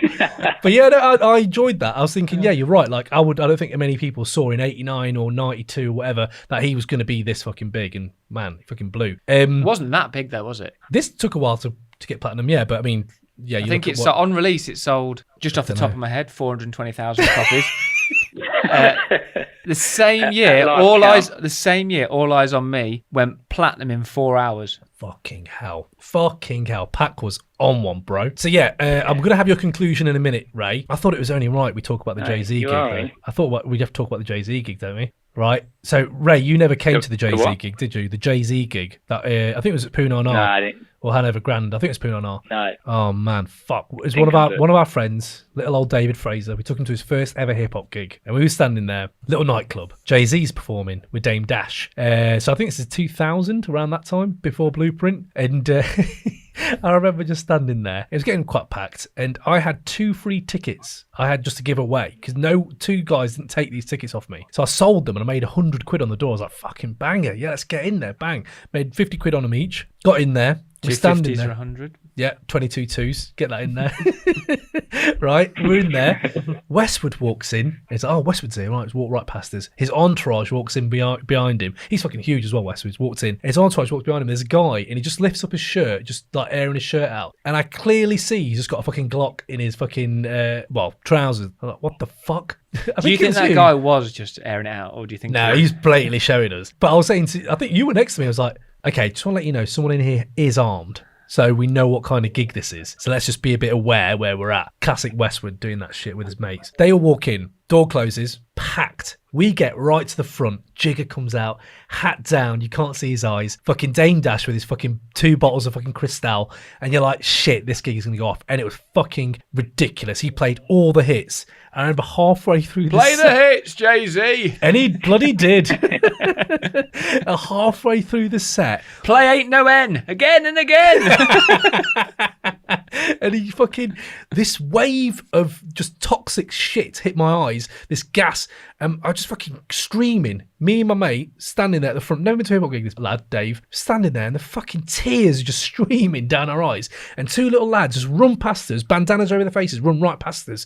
And I was like, fuck, I think they've let something off. And yeah, they've let off a CS canister in the middle of the fucking floor, right at the front. They're still performing. And we're just getting water just in our eyes. Like, we can't lose our space. We've got to stay here. We've got to stay at the front. And he's still fucking banging. And the fucking gig was ridiculous. 1.5 hours, 2 hours, absolutely banging. Sweat pouring off the fucking ceiling. Afterwards, came out the back and everyone's like looking really worried. And I'm like, what's going on? Like, fuck me, mate. Did you not hear? Like 2 lads just stuck up the fucking bar with knives and then took all the register. I was like, what? I missed all that. Yeah, there was fucking gas set off. They've rushed the door because loads of people have been giving tickets away outside that are false and everyone's got in with no tickets. So they had to call the riot vans down because everyone fucking rushed the door. And I was like, what? I had noticed nothing except for the gas canister. And I was just thinking that gig was one of the best gigs I've ever been to. And afterwards, it was just fucking mayhem. We exited and I was like, just there and then at 19 years old, I remember just saying to all you boys, that's possibly the best gig I've ever fucking been to. I remember Jigger just fucking smashing that. Yeah, and that's how fucking good he was. Even 99. Now look at him. They went to Wembley like 10 years later. It's fucking dog shit. Yeah. Do you know what I mean? Yeah. Fucking rubbish.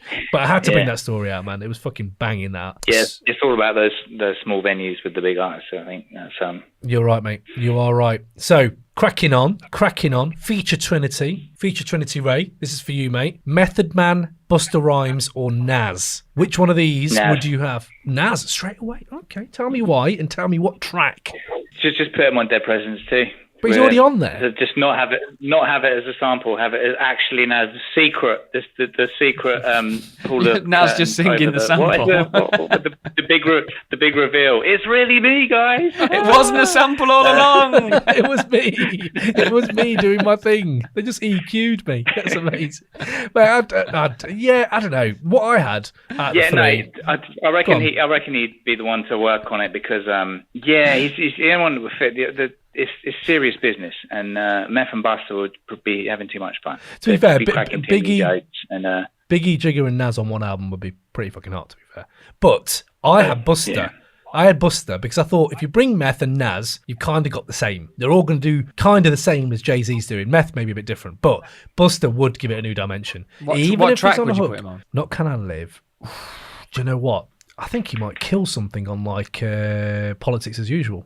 I think he would kill that. Maybe just give him a hook. Just give him a hook, mate. That's it. There you go, Buster. That's what you're good at, innit? Do a hook, mate. There you go. In your pop.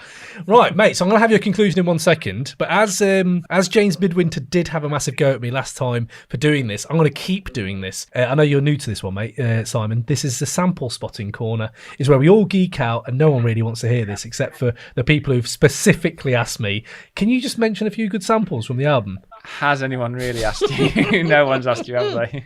They have. Seriously, people are like, you need to talk more about samples, man. You need to talk more about samples. So I have got a few samples I really liked, and they're very obvious. Have we talked about how he sampled Nas on Dead Presidents 2? That is the best sample. No, that is the best.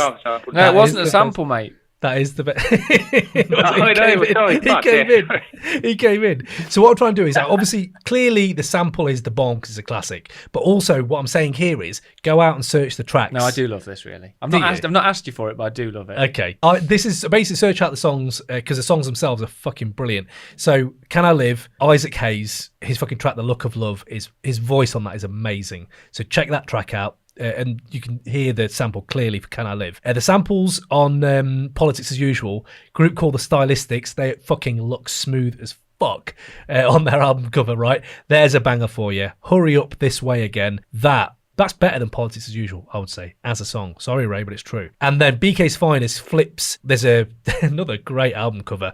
Ohio Players, Ecstasy. Now, that track, if you're ever feeling a little bit lovey, you feel a little bit dovey with your missus, get that on, get a few candles on the go, put this podcast in the background really low, and then put on Ecstasy by Ohio Players and get down to business. I've heard the phrase feeling lovey-dovey, but I don't know what feeling lovey separately to dovey. So what's feeling dovey mean? Mate, it's a bit like, it's just, you know the Dove soap that you get, right? Yeah. It's that feel. It's that feel you get after you've used Dove soap. This ain't no fucking, shitty little Asda soap. This is Dove soap. Okay. It's like feel lovey and dovey with your missus. Dove, please pay us. Please pay us. Or Sponsorship. Yes, all that. Yeah, you're right. Yeah, you're right. Richard Madeley. Richard Madeley. Yes, you're right. Yes, people can have same-sex relationships. Or different sex. So those are my little samples after spot. I don't suppose you know any, Ray. Did you get any samples off of there that you liked? There was one that I thought was pretty good. There's one. Go on. So Nas on Dead Presidents 2. He will not stop. He will not stop. I love it. Really good. So Ray, you have 30 seconds to make your final argument. Make it better than the actual argument you've bought, because it weren't that strong, player. You got 30 seconds to make your final argument for why Reasonable Doubt should be in Crate 808. Starting now. You really can't knock the hustle. No one did it like Jay. Cocky, charismatic flow. It's got 3 primo tracks. What more do you want? He goes toe-to-toe with Biggie, and it has 4 tracks on the now coveted 100 tunes you played to an alien. He set up Rockefeller. He set up Tidal. As if you didn't know, Jay's about getting dough, and look at him now. The album is a prophecy that came true. That's why it's beyond reasonable doubt. Reasonable Doubt belongs in Crate 808. Boom. That's literally on 30 seconds. That's mad. Although, what's better than 3 primo tracks, Simon? 4. I would say, yeah, what more could you ask for? 4 primo tracks, maybe? Don't know. But nice. I like it. Right, we're moving it on. I look forward to hearing the primo tracks on your... Oh, no, there aren't any. Yeah. Hip-hop isn't just primo, right? You know that. Fucking... And I'm the guy wearing a Gangstar t-shirt right now. Should be, though, shouldn't it? Tell the aliens that. See you later. 1 2 1 2, you know what it is. This your man SKYZOO Sky Zoo, live out the borough. And this is the Crate 808 podcast. Make sure you subscribe, rate, review, and most importantly, share that love and put your peoples on. Crate 808, one time. So before we move it on, we do talk about our Hop Rumour Roulette, where we go into the archives of just the web's ridiculous myth-making of 90s hip-hop, and none of it substantiated, none of it fucking goes anywhere really, but I just like listening to the urban myths and rumours from hip-hop. So what I do is I have a list of them I've got, and I'm going to go through them now. You guys tell me when to stop, and we're going to read each one out, and let's see how it goes. So Simon, you first. Tell me when to stop. Stop. This can't be true. DOC has a daughter with Erykah Badu. Do we know this? I don't believe that. That's false, right? That's false. We tried. Yeah. Oh, that's a nice rumour. I'd like to hear that rumour. I'd like to know that's a true thing. Why? Because I think DOC should have had a better career than he did. It's very unfortunate what happened to him. Maybe now he lives through this kid who has a bit of Erykah Badu and DOC. Fucking hell, imagine that kid. Imagine that. Right, okay, so that's one. Raymond. No one's really truly... No one's convinced, by the way, about this section, so yeah. Stop. Right, Ray. Stop. Okay, let's have a look here. This can't be true. Right, this guy. I've never heard of this guy, but Rapper Big Lurch. Anyone heard of Rapper Big Lurch from the 90s? I've never heard of this guy, but... 90s rapper, apparently. In April... Spin again. No. Listen to this. In April 2002, rapper Big Lurch was found in the street naked and covered in blood, high on PCP. Back at his house, the body of his friend was discovered, torn open and partially devoured. When the rapper was examined at the hospital, doctors found pieces of human flesh in his stomach. Despite the evidence linking him to the crime, he hatched a conspiracy theory and many fans believed his innocence. The courts, however, did not, and he is currently serving life in prison. That went a very different way than I thought it was going to go. So he cannibalised a corpse. I never fucking knew this shit. Rapper Big Lou, who are you? So there you go. Do you reckon if he got asked the next day what the least hip-hop thing he did was? I have to say, right, Big Lurch in the last 24 hours. Also, that can't be a rumour. There has to be court documents for that. So that should we do another one? Yeah. I like this section. I know it gets hated on, but we'll keep going. But I thought, wow, rapper Big Lurch, son. I was going to say I feel for you, but I don't really. I don't know. That wasn't right what you did. Last one. Someone else just shout stop whenever. Stop whenever. This I do believe. House Party was supposed to be a film debut of Jazzy Jeff and Fresh Prince. Cool. Until next week. To be fair, I think Kid and Play made that their own. It's a classic. Yeah. You can't do better than. I can't picture that. I love Will and I love Jazzy, but I don't know Jazzy. Everyone calls him Jazzy. What's better than 3 Primo tracks? 4. That's a great argument. Right, so anyway, there you go. Hope you enjoyed that, guys. Next up, we have Liquid Swords. It's November 7th, 1995, and hip-hop is in a rich vein of form, with Pac, KRS-One, The Roots, Goody Mob, Big L and Mobb Deep all dropping seminal projects in 1 year. But Wu-Tang were bringing the ruckus on a whole new level. Following the now classic 36 Chambers, ODB and Raekwon decided to rough up the game with their debut records, and then boom, Wu's founding member GZA the Genius goes and drops his second album, Liquid Swords. Here came the body dropper, the heartbeat stopper, child educator plus head amputator, with an immensely unsettling and dark album that cast a Scorsese-esque cinematic lens onto the back streets of the inner cities. Dropping so hard it made everything else sound weak like clock radio speakers, GZA sounded so imperial, before he blasted the mic he even made RZA scratch off the cereal. After slaying MCs back in the Rec Room era, the Genius sowed a seed that grew way past hip-hop circles, from bloodbaths in elevator shafts to the dorm rooms of Ivy League colleges and all the way to MIT visits and mixing with the scientific alumni of the world. Fast cementing the Wu-Tang Clan trademark for elite production and razor-sharp lyricism, this opium-scented and dark-tinted album knit together kung fu, crime and philosophy and galvanised the geek movement so powerful that it would one day run the technology and science of the world today. Cited as a classic in hip-hop circles worldwide, GZA had gone from keeping it low-key like seashells to making hip-hop history. So lads, let's talk iconic duos, right? Fucking iconic. Iconic duos, right?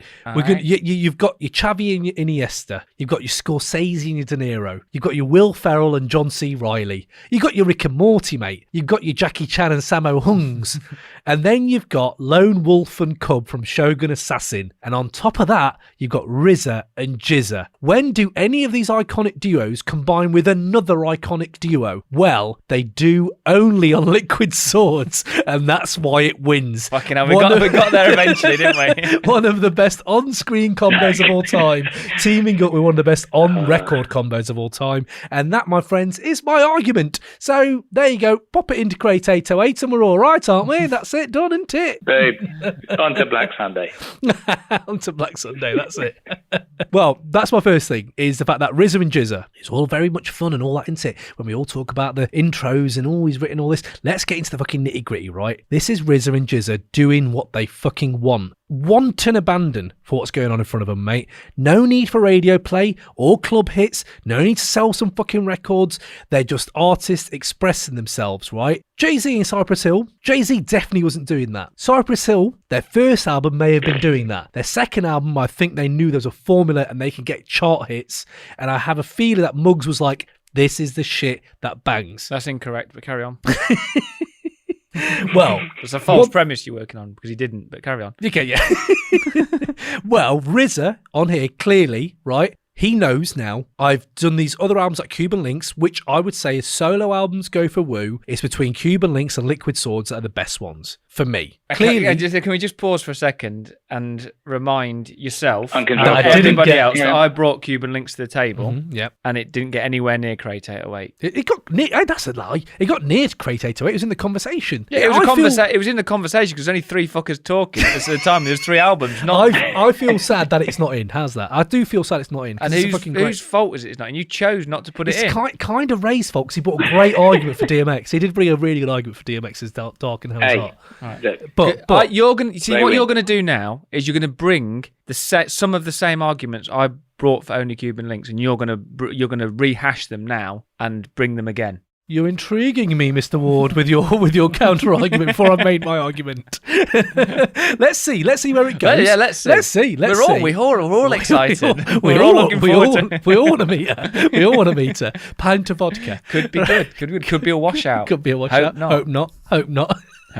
Right, let's go in, right? No more Office references, unless they're about RZA or GZA or the Wu. RZA on here, right? He's had these other albums he's bought. He now knows, for me, when you listen, the best mastered Wu-Tang album of all time is Liquid Swords. We always talk about mastering, engineering and all this shit. I don't know if the fans or anyone out there really gives a shit too much about that, because 36 Chambers is probably the worst mastered album they've done, and it's the best. Well, what about Tikal? We're talking about... And we talked about Tikal, and yes, that isn't mastered very well, but it probably is the same level as 36, right? But either way, it doesn't really matter too much on the mastering, unless nowadays when you have like your fucking big... Everyone is more accessible to better systems to play music on, and Liquid Swords, it's like RZA had a wake-up call to evolve his music that would bang forever, and to nail that, you had to do the mastering. And I feel like RZA on this, my first very small point on this album, is that the mastering of Liquid Swords is better than almost any other Wu album in the 90s, right? So, bang, that's my number one. Not that much, is it? No, but you could say that, fair. But the fact that RZA's matured to a level of not only am I bringing... And I would say he peaks on this album at points, maybe not on the album as a whole, but he does. Next to Cuban Links, this is the best of RZA you're going to get. So when RZA does his shit, he now knows how to fucking galvanise that shit and put sheen on it. And that happened on this album. That's my weakest point for why this album should be into fucking Crate 808. My other fucking shit. It does follow it. Just to follow on from that point, and kind of along the same lines, is his style of production really lends itself. I'm not doing this as a sole diss. Generally, it does lend itself to bad mastering as well, because it's kind of rough and thrown together, and that kind of RZA style. He could argue that he could tell you it was deliberate, and you're like, all right, cool, and then you accept it. Yeah, you're right. I think it was. I think, but then I suppose you could say about like the punk producers in the 70s, couldn't you? Like, oh yeah, it's good they didn't go in the studio, or the guitarist only played 3 or 4 chords because that's what made it what it is. So I do get that, definitely. But it's nice to see that as a fucking genius that he is, especially with GZA on here, he realised this is the album, this is the kind of character, the flow of someone who's just talking about the lyrics. I can go to a studio and combine both. And he does that brilliantly with this. Whereas I can make it fucking that level of production, which is like elite mastering wise, as well as what I'm actually chopping up on the beats. Then you look at the actual album itself for the legacy, and I know we talk about legacy, I talk about legacy a lot. The legacy of fucking Liquid Swords branches to this day. When you have first 2 points, if he's used iconic and legacy again. I didn't use iconic. No, you used iconic in your first opening gambit when you were talking about iconic duos. Oh yeah, I did. You're right. Yeah, it's iconic duos. It's like me saying incredible all the time. Legendary duos. Right. So when you look at Little like swig of coffee there before he starts. Yes, exactly. I'm going in, man. I'm going in. Right. So if you actually look at the fucking album's legacy for what it has inspired beyond it, when you had tracks like Reasonable Doubt, before it, there was other, like we said earlier, there were other people doing that kind of music. Less so for Cypress Hill. I think Cypress Hill were very unique. You can't say that about them, maybe, right? But this can't be very unique. There's no degrees of uniqueness. It's just unique. Well done, lads. Yes. Pedantic. It's like when people say that's so random or very random. Yeah, either is or it isn't. Fair enough, right? This album branched rap from the streets, although it was talking about the fucking streets, into the fucking, like I said in the intro, into the dorm rooms. You're swearing a lot today, you are, young man. You know what people say is I do swear a lot. Swearing an awful lot, isn't he? I do swear a lot, mate. I'm very offended. So this album married together that kind this of fuckface of an album. this shit hot album. This fucking shit hot album. This ruddy bastard of an album. It's a thunder bastard of an album, this album is. Liquid Swords, it branched rap into, it married up nerd culture, it married up the fucking dorm rooms and colleges of fucking science alumni and fucking people who are into maths. Three Fs just in that. He's effing and jeffing all over the place. He can't stop himself. I am, which is a lack of effing and jeffing on this album, isn't there, I think? A little bit of a lack of it. There's not as much. Right. So one, it went through and, okay, so it didn't have the weed culture that Cypress Hill had. They got into the dorm rooms via that, the frat communities via the weed. This went through the lyrics and the beats and the experimental side of it. So they had fucking comic books, kung fu shit, scientific lyrics, tapped into the fact that as a young kid, and I was a geek, I used to sit there in my dad's fucking video store and I would fucking go through them early 70s and 80s Jackie Chan flicks and then Bruce Lee flicks and fucking go through all them. And then when I hear something like Shogun Assassin starting off an album, the geek in me is like, wow, I'm somehow married to the urban street culture of African American youth that I have nothing in relation to these. But wait, we both watch the same shit. We both watch kung fu flicks. And what this album did for me on a completely personal level, but also it is branched out to other people who have said the same thing, is that you've taken that one influence you have in your life, like RZA and GZA love this shit, and you've married it seamlessly, and it's not even crowbarred in. The fucking skits and the philosophy, because every skit means something in this album. Everything is cohesive.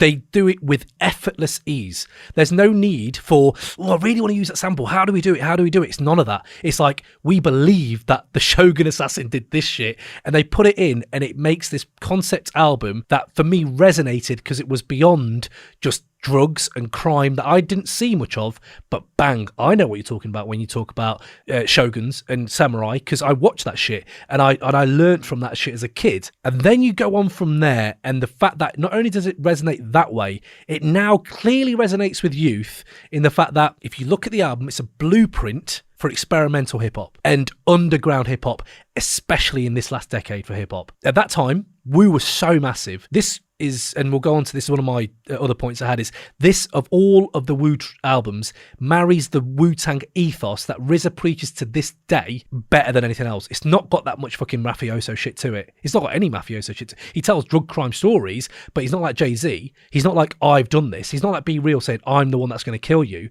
He's the fucking bird's eye view, looking over the city saying this happens and this happens and this happens. And that way, it's almost like a storyteller telling, like an auteur telling you this shit. And the way I look at it, when you have like experimental hip hop now, the choppy beats, the samples of like skits and just random shit people just put in there. If this album spawns, and I know a lot of you might not like him, but for me, MF Doom, when he went from KMD, transformed to MF Doom, for me, you can hear Liquid Swords in Operation Doomsday, and everything he's done since. Madlib grew from this shit. If anyone likes Car, ASAP Rock, Company Flow, Edon, Homeboy Sandman, Mike Ladd, all these people, I would say there's only a few artists and auteurs in the fucking hip-hop game who have influenced this whole genre of experimental and different hip-hop. I'll maybe put Paul's Boutique up there. I listened to that the other day, and I was like, Prince Paul, man.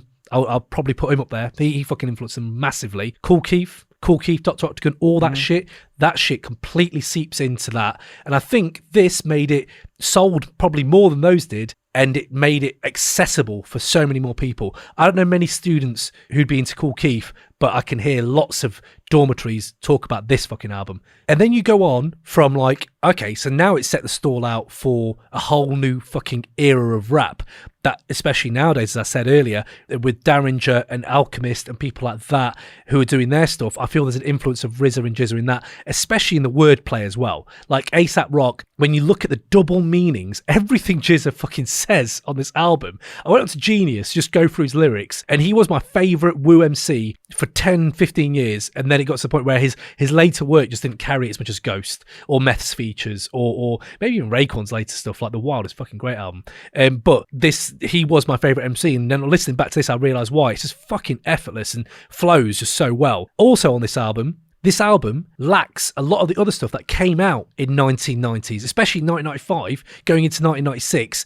There was a maturity to it, hardly any sexual tone to this album. Everything in hip-hop pretty much has a sexual tone or a love song or something like that. And it's like, GZA's like asexual. He has none of that shit. He hardly even mentions, there's not that much misogyny. I think he might mention like the F word a few times, but like for hip-hop at that time, it's weird. Like there's no sexual tone to this album. And then when you listen now, the general context of that is like, wow, like there's no rampant bullshit I need to skip nowadays. And they had a maturity to it. And you see that he has this 80s mentality to his rhyming and flow, but in a good way. Like 80s rhyming and flow can be quite staggered and quite staccato, especially in the 90s. You could hear one of those people coming at you.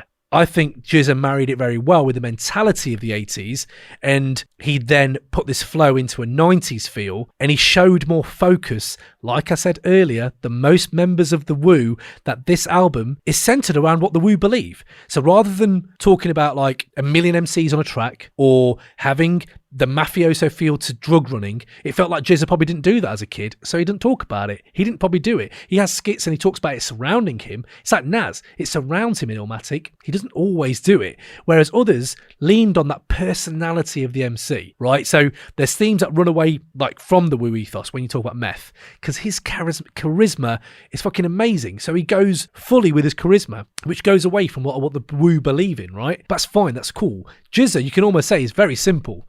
Very, very simple. You could zone out of his flow if you don't really like him that much, because his charisma may not hold you. Yeah. But that's what I love about the album. It distills all that shit into cohesive and fucking panoramic, man. The panoramic soundscape and lyrics. He talks about so many different things, from Asiatic philosophy over here to chess, fucking loves chess over here, to crime on this end. And then on the other end, you have RZA, who's like, oh, actually, I'm going to try this, and I'm just going to fucking try this shit. And as Ray said about what he thought about Reasonable Doubt with neck breaking, this album has them fucking tracks where you're like, holy shit, I am changing the way I walk right now. I hope everyone on this train right now is hearing what I'm hearing, because if you're not, you're fucking missing out. It's that good to me about like how the beats have lasted to this day. It sounds amazing. There's a couple of beats on that I 100% agree with you.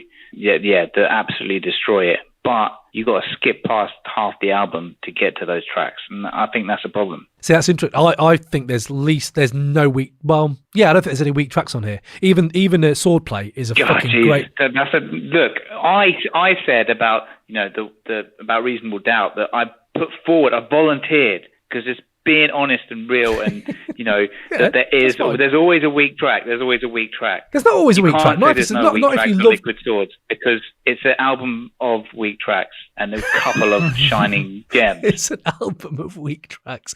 Tell me your weak tracks. Okay. The first 7 tracks are all just skippable, just nonsense. And then you get to Fourth Chamber, which absolutely smashes it. And then Shadowboxing, which absolutely smashes it. Hold on. Let me just get Spotify up. I'm going to look at these tracks, because I can't remember the track listing right now, but I know that's ridiculous what you just said. Exactly. They're not memorable, are they? They're not memorable. Okay. You can't even So remember. You're saying... Right, so you're saying Liquid Swords, Duel of the Iron Mike... Average. Living in the World Today. Gold. Cold World. Liquid Swords is labels, mostly a skit. And Fourth Chamber. You're saying... No, you said the first 7 tracks. Fourth Chamber is the 6th tune. So the first 6 tracks. So out of them, you don't like Liquid Swords, classic. Jewel of an Iron Mike, classic. Gold, classic. Cold World, classic. Labels, classic. Look, it's not a classic because you say it's a classic. You're just saying, it's a classic. You're just saying words. No, they're objective. They're iconic. Are they iconic as well? Iconic legend. I don't know. Did your head nod much to these? They're simply not. First 6 tunes are skippable, forgettable. No, it's clearly incorrect. Clearly incorrect from Ray, but yeah. That's how much better Fourth Chamber is than all of them. And Shadowboxing is just... That's what you're looking for from Wu. No, I mean they are elite tracks. They're elite tracks. I'll give you that definitely. But like Cold World, there's head and shoulders above Liquid the rest. Swords itself, the title track. I Got Your Back is an alright beat, and then the alright beat. Bible I've already talked about before about how much I like that tune. Bible's and amazing.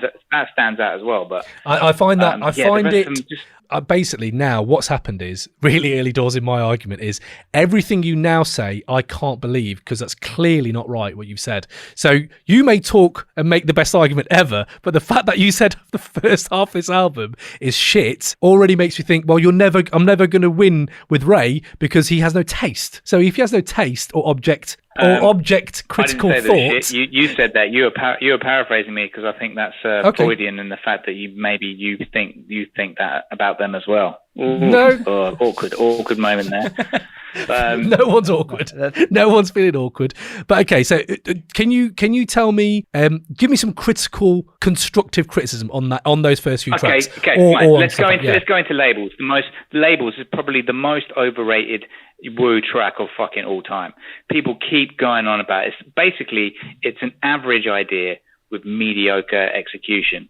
It's not a sick beat. The beat, take the lyrics around, take the concept away, and just have the beat. Beat's sick. It's a throwaway beat. It's a half finished. It's another one that people might argue like, oh, RZA's artistic. Oh, look how he's done. It's so minimal. No, it's an unfinished probably result of the flood or whatever the fuck happened. It's a throwaway beat. It's not, but yeah. Just the whole concept of it's one of the ones that's aged the worst. Half of them aren't even labels anymore. And then it's not like he's used it necessarily in a clever way. That doesn't. Half of that doesn't exist anymore. There's no point in it. It's like that doesn't matter. You can't just throw away history. Yeah, no, I'm just throwing it into another one of our sections, as in age the worst, because they don't exist anymore, so it's no longer relevant. Why are you rapping about the 2 towers? They got knocked down years ago.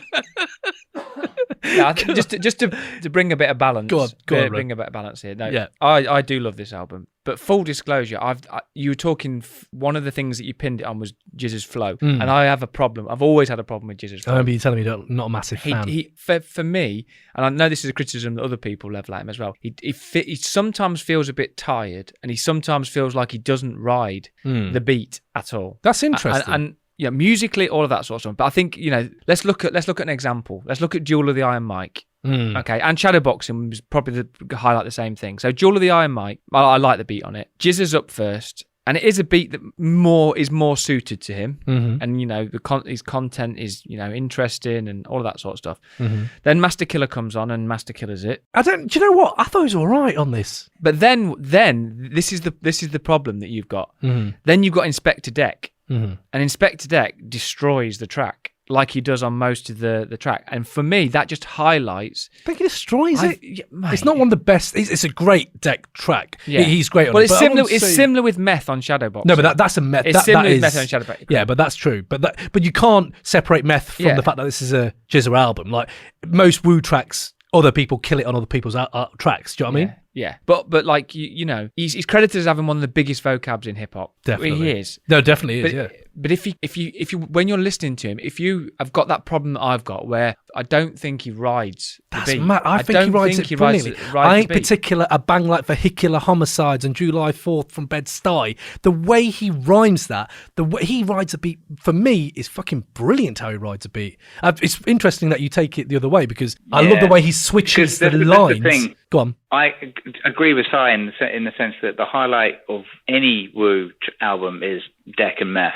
For an album to get into Crate 808, the people that are the best on the album should be the person, like the best person on Reasonable Doubt is Jay-Z. And of all people to have on it as well, he's got Biggie on that as well, and Jay-Z's still the best person on that album. Whereas Meth's probably the best on this album, and then followed by Deck, and then and all the others kind of blend. I think it's a bit different when you come to Wu, because there's so many albums. I don't think it's outstanding. where other people, which is fine, because I hear that about him. Everyone has their own Wu favourite, but mine just happened to be GZA as a kid, because this is the album I banged more than any other solo album, second by Iron Man and Cuban Links. They were my three. I used to bang those in that order. But it's interesting because I thought Ghost kills it on this album as well. But I think it's very weird to do about Wu, because every Wu track isn't really a Wu track without the Wu on it. So like they all are so tight that, I don't know, so you listen to, I'm trying to think of a solo album, like Ghost's album, Iron Man, like Raekwon kills it on that. Like Cuban Links, Ghost kills it on that. Like you could do that about a lot of Wu albums. But the difference I've got, and it's probably more down to personal preference. Yes, you have examples of that, but for me, GZA never does. GZA never does what? Sorry, smash it, kill it. He never rips a track apart. Are you serious? He anchors fucking Protect Your Neck amazingly. Got the fucking that is probably his best verse. But on almost every other track that that he's on, for me, when he's rhyming up against Ray, Ghost, or That's Meth. Mad, yeah. I mean, I think they're all very different. If you look at Liquid Swords, I know Ray doesn't fucking like Liquid Swords. One of my favourite lyrics of all time, when he says, "The attack the microphones at cyclones or typhoons, I represent from midnight to high noon." I was like, holy fucking shit. Like, that way of rhyming is completely different to anyone else in the Wu would do it that way. Would it have been better if Deck had spat that? No, because we would know it wouldn't have, because that's the perfect way to do it. And that's the difference, isn't it? Like, everyone is very different in the Wu. Ghost's way and Wu's way, what I just used in the intro, I'd be the body dropper, the heartbeat stopper, child educator plus head amputator. That, for me, was like, holy shit, like, as a kid, and again, you have to marry this to now to then, still hits me hard, man. Those lyrics still really hit hard for me when I think, Did you say you think GZA is the best on Protect Your Neck? Did you just say that? No, I never said he's Protect Your Neck. I said he fucking kills it on Protect Your Neck. I never said he's the best, because Inspector Deck is fucking amazing on that. What I'm saying is, he's not shit. He fucking anchors a track. There's a reason they put him at the end, because he fucking kills it on the outro. And that's that you can't tell me that fucking track on that verse on that track is his shit, because it's not. It's fucking amazing. Yeah, but they're all amazing. They're all amazing. They're all amazing. Go back to Julie They're all good. They're all amazing. If you go back to Julie Iron Mike, even RZA knows he drops the beat when Deck comes in. You know, can you you've got that before. Master Killer comes in and does what he does. I think he's all and right. then Deck comes in, drops the beat away, and the way he spits it is all about, is it different to how I'm going to say it, but adults kill for drugs plus the young bucks bust, ducking handcuffs, throats get cut when does rush. And you're like, oh my God, Mate, the way he does it. Out of town foes look shook but still pose. We move like real pros through the streets we stroll. Bullet holes lace the windows in 160, so control the avenues that the dreams they sold. Building lobbies are graveyard for small timers. Bitches caught in airport keys in their vaginas. As a kid, no peace, show the police mad corrupt. You're getting bagged up depending if you pass the cut. Plus the short is not a short no more, he's living hard. It's like, right, and the way we're feeling right now, this is on fucking Liquid Swords. It doesn't matter who it is. It's on the Liquid Swords album. I'm not vouching for GZA here. I'm vouching for the album. Yeah, no, you're right. On this album is amazing. Yeah. So what I'm saying is this album has these moments. That is still part of Liquid Swords. Exactly. It is part of Liquid Swords. It is, so this is what I'm saying. So same with Meth on fucking Shadowboxing. You can say, oh yeah, it's Meth's track. God, it is Meth's track, and it's a fucking on this album. That's why it's amazing. That's one of my favourite hip hop tunes. I remember when I first met you, mate, right? Because I remember I didn't with Wu. You know, you recite lyrics as a kid, really just effortlessly, but it's something you bang all the time. So Snoop, Biggie, I would say Rakim were the ones that I kind of had in my head, always ready to go. I remember when Shadowboxing came on, it was like you just became Meth, and I was like, holy shit, I like this motherfucker. He knew that shit from back to front. It's so fucking good. But again, it's fucking amazing. And I know we've dipped into the hottest bars right now, but if we're in the hottest bars, I need to go in on some of this shit that I fucking love. And I know a lot of GZA is on there for me, but if we're talking about others, RZA on Fourth Chamber, right? Seeing the weakness of a man's eyes right through his iris. That's some sinister shit. His whole verse, right? RZA, I can see why people hate RZA's rhyming. I can see that. But on Fourth Chamber, I was looking at his lyrics and I went through them. He really shows the history of America to where it took African American diaspora to this day. So let's just go in on what RZA says here, right? Ayo, camouflage chameleon, ninja scaling your building, no time to grab the gun, they already got your wife and children. A hit was sent from the president to raise your resident because you had a secret evidence documents on how they rate the continents and lynch the prominent. right, so ninja scaling a building and the president raiding your residence is Shogun Assassin. So if you actually listen to, if you like the film like I do, the fucking 8 series fucking film, that is that. But he's married that up to America because you had the secret evidence of documents about how they rape the continents and lynch the prominent. I was like, fuck me, RZA, man, what are you on right now? It's almost like he can't do anything wrong. I'm not sure what everyone else thinks of him on this track, but I just thought even RZA is bringing that fucking shit on in this album. He's amazing. But if we're going past the bars, we can go back to them later. If we're going back into the argument I had for this album. So I know that you guys might not enjoy the lyrics as much or GZA as much. I find that at least the mentality, do you want music that inspired generations of crime and money rap, which you may enjoy, or something that inspired people to think a bit deeper and appreciate things a little bit more off-kilter and philosophy and ethics? Like, I know they're very... As long as you've got your Woo dictionary with you so that you can decipher all the in-jokes that they've got. Just make sure you've had your full lesson on the Woo language and the secret. Well, what I would say is that this is probably the album with the least. Father, You See King the Police. This is the album with the least amount of 5% mathematics terminology on it, though. But I never knew what Father, You See King the Police meant. For fucking ages, it obviously means fuck the police. But at that time, I never knew what that shit meant. And you're right. You do need the Woo dictionary sometimes. With this, he has so many fucking similes. He loves a simile, mate. Loves a fucking simile. But you have to say, he keeps it. You know, we talked about Jay-Z earlier about like keeping it simple. I think this shit doesn't go over your head, but it is deep. It's deep at times. So when you think of his 80s style, he isn't just rapping for rapping's sake. He's saying shit with everything. And interestingly, when I was on Genius, just going through like all the kind of lyrics, you go through and you're like, holy shit, like it's all grayed out on Genius. Like everything is grayed out. There's not one bit that's just white. Everything's got a double meaning. And I suppose you could probably say the same for Jigga, but it does have that moments in it where you think like his lyrics have got that resonance. I love his voice as well. The elder statesman like voice he has. I do love his voice. And then I was also say that if you go in track by track, I'm not going to go to every track, but I know you don't like some of these tracks. Gold, I think the tracks influence right now in music, if you look at like people like Ito or Mac Homie, Alchemist, people like that if you listen to Gold, they've got all that shit from there. We talk about slept on Woo bangers. Gold from me is one of the slept on Woo bangers. Duel the Iron Mike, RZA fucking peaks on that shit. Cold World, one of the best tracks ever to talk about New Year's Eve. I don't know many people that talk about New Year's Eve. Fair play to him. It's like a fucking Christmas tale or some shit. But it's based around that, isn't it? Yeah, and that cinematic scape of that, telling a story. It's based on the night before Christmas, isn't it? That's that's it. Yeah. And it was the night before. Yeah, that's it. That off-key hook. I used to hate that as a kid. You know the way he sings the hook. But actually, some daring shit for RZA and Just to be like. And you know, on Wu-Tang Forever, there's a lot of that off-key, not off-key, but like just different, off kilter. Like, why is that doesn't sound normal? The hook doesn't sound normal, and I find that it does that with Cold World. You're just trying to make it sound like it's better than it is. I think what it is just because you love Woo, and we all do, and you want it to be as good as you believe it is, but it's not. There's stuff on there that is just shining beautiful diamonds of hip hop. But the way you're talking about a lot of this is like what you just said about the singing that was a bit off kilter kind of thing. No, it's not good. It's not good. But you're like, you're trying to twist it to be like, but yeah, not trying to twist it. Not trying to twist it at all. He's saying that they're trying to twist it, not that you're trying to twist it. He was saying the things that you're interpreting as being off kilter or deliberately, approaching it from a different angle. He's saying Riz is are due to a lack of quality or thought behind it, or just not. We're not saying you're twisting it. He's saying that what you're doing is you're backfilling in terms of the intention behind it or what it then went on to influence people. You're saying you're reading far too much into what you're seeing. It's interesting, but I think that's just completely subjective, isn't it? That's a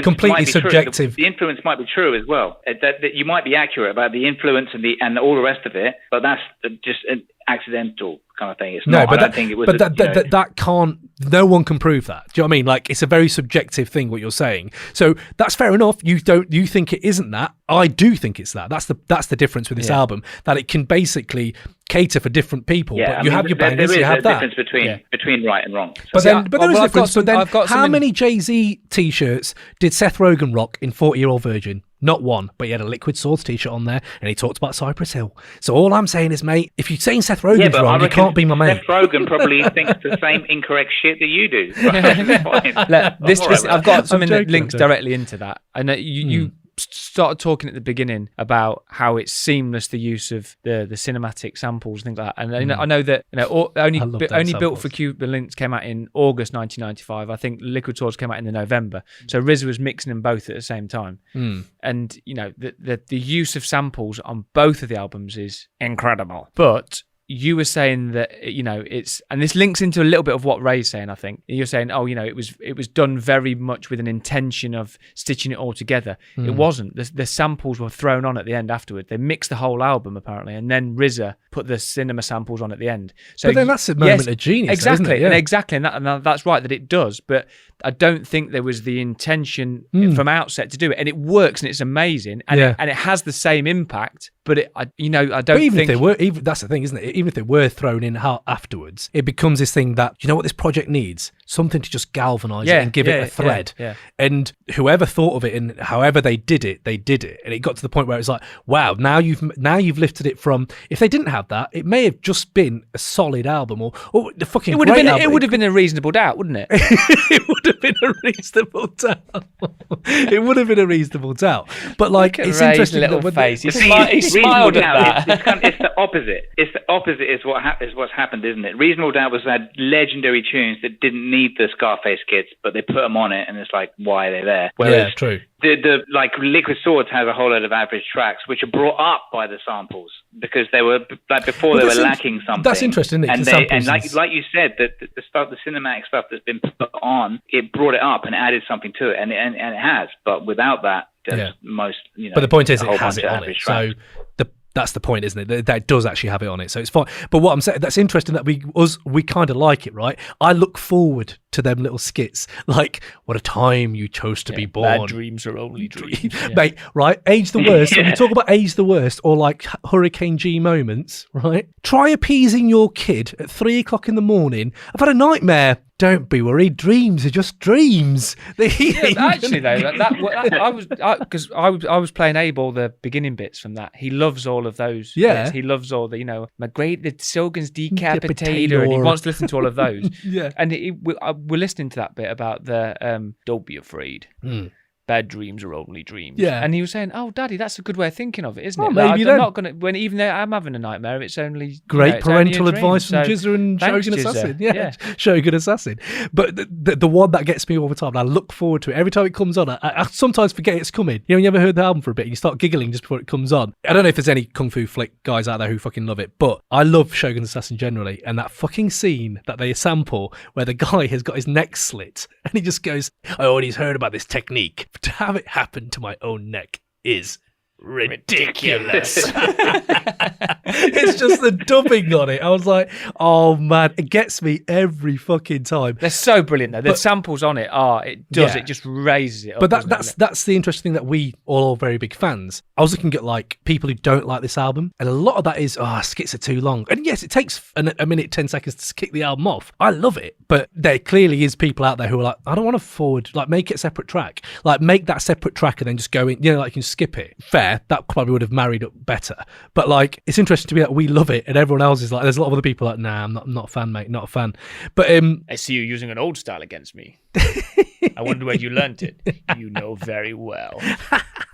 I love that shit. So cool. And then if we talk about like, we're talking about beats and obviously and all this shit, and some of the beats when I go in there, when I start listening to them again with this critical outlook for Crate 808, the piano stabs on Liquid Swords, when that fucking opens, oh my God, put that shit in my veins, son. That's what I'm talking about. Inject that shit. There's the first 20 seconds of Living in the World Today. I had to rewind that beat, right? Because the bass drops and it just fucking transforms into this fucking ogre of a beat, like fucking just heavy. And he has this line on there where he says, what do you know about MCs? I know a lot. Do you want to teach me? Nah, I'd rather not. Like, all right then, fair enough. If you're not going to, don't I'd rather not. I remember that. Yeah. Can I ask you a question, Cam? Go on, yeah. Do you know Don Rodriguez? Do you know Mr. Don Rodriguez? I think you do know a Don Rodriguez, because your fucking friend Don is down at 120 Precinct right now singing his fucking ass off like a fucking bird. Right, okay, you've talked about Don Rodriguez, right? That skit before the Killer Hills. What a fucking story that is, by the way. The storytelling on that track is amazing. amazing.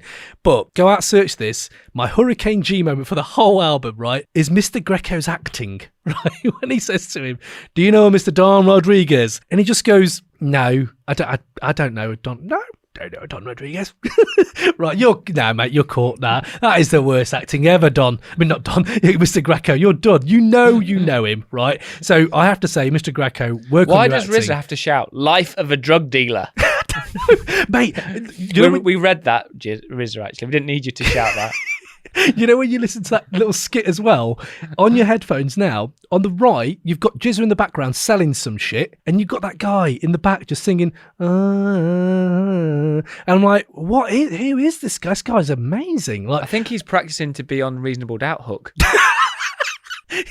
He is good though. I do enjoy him. Right, I do enjoy him. Anyway, God, right. We've got a Ray side. Right, okay. No comment. That's all. Right, I'm just swinging swords strictly based on keyboards, unbalanced like elephants and ants on seesaws. That's all I'm saying. Mate. Do you know what I mean? Right, my preliminary attacks keep cemeteries packed, mate. Do you know what I mean? Jesus. Which is written by the RZA. Which is by the GZA. Apparently. They give each other lines. Yeah. Oh, wow. Can we just do this then, mate? Can we just do this? We're talking about liquid swords. Yeah. We're on it together. I know this might not be very good listener experience for everyone, but can we just check all these non-visual ends with tapes and a portrait, flying the seminar, trying to orbit this corporate industry? Can you tell me the Method Man verse from Shadowboxing, please, mate? I'm going to go with you. I'll start you off. Oh, hang on a minute. Hang on. Let me think for a second. This is Shadowboxing.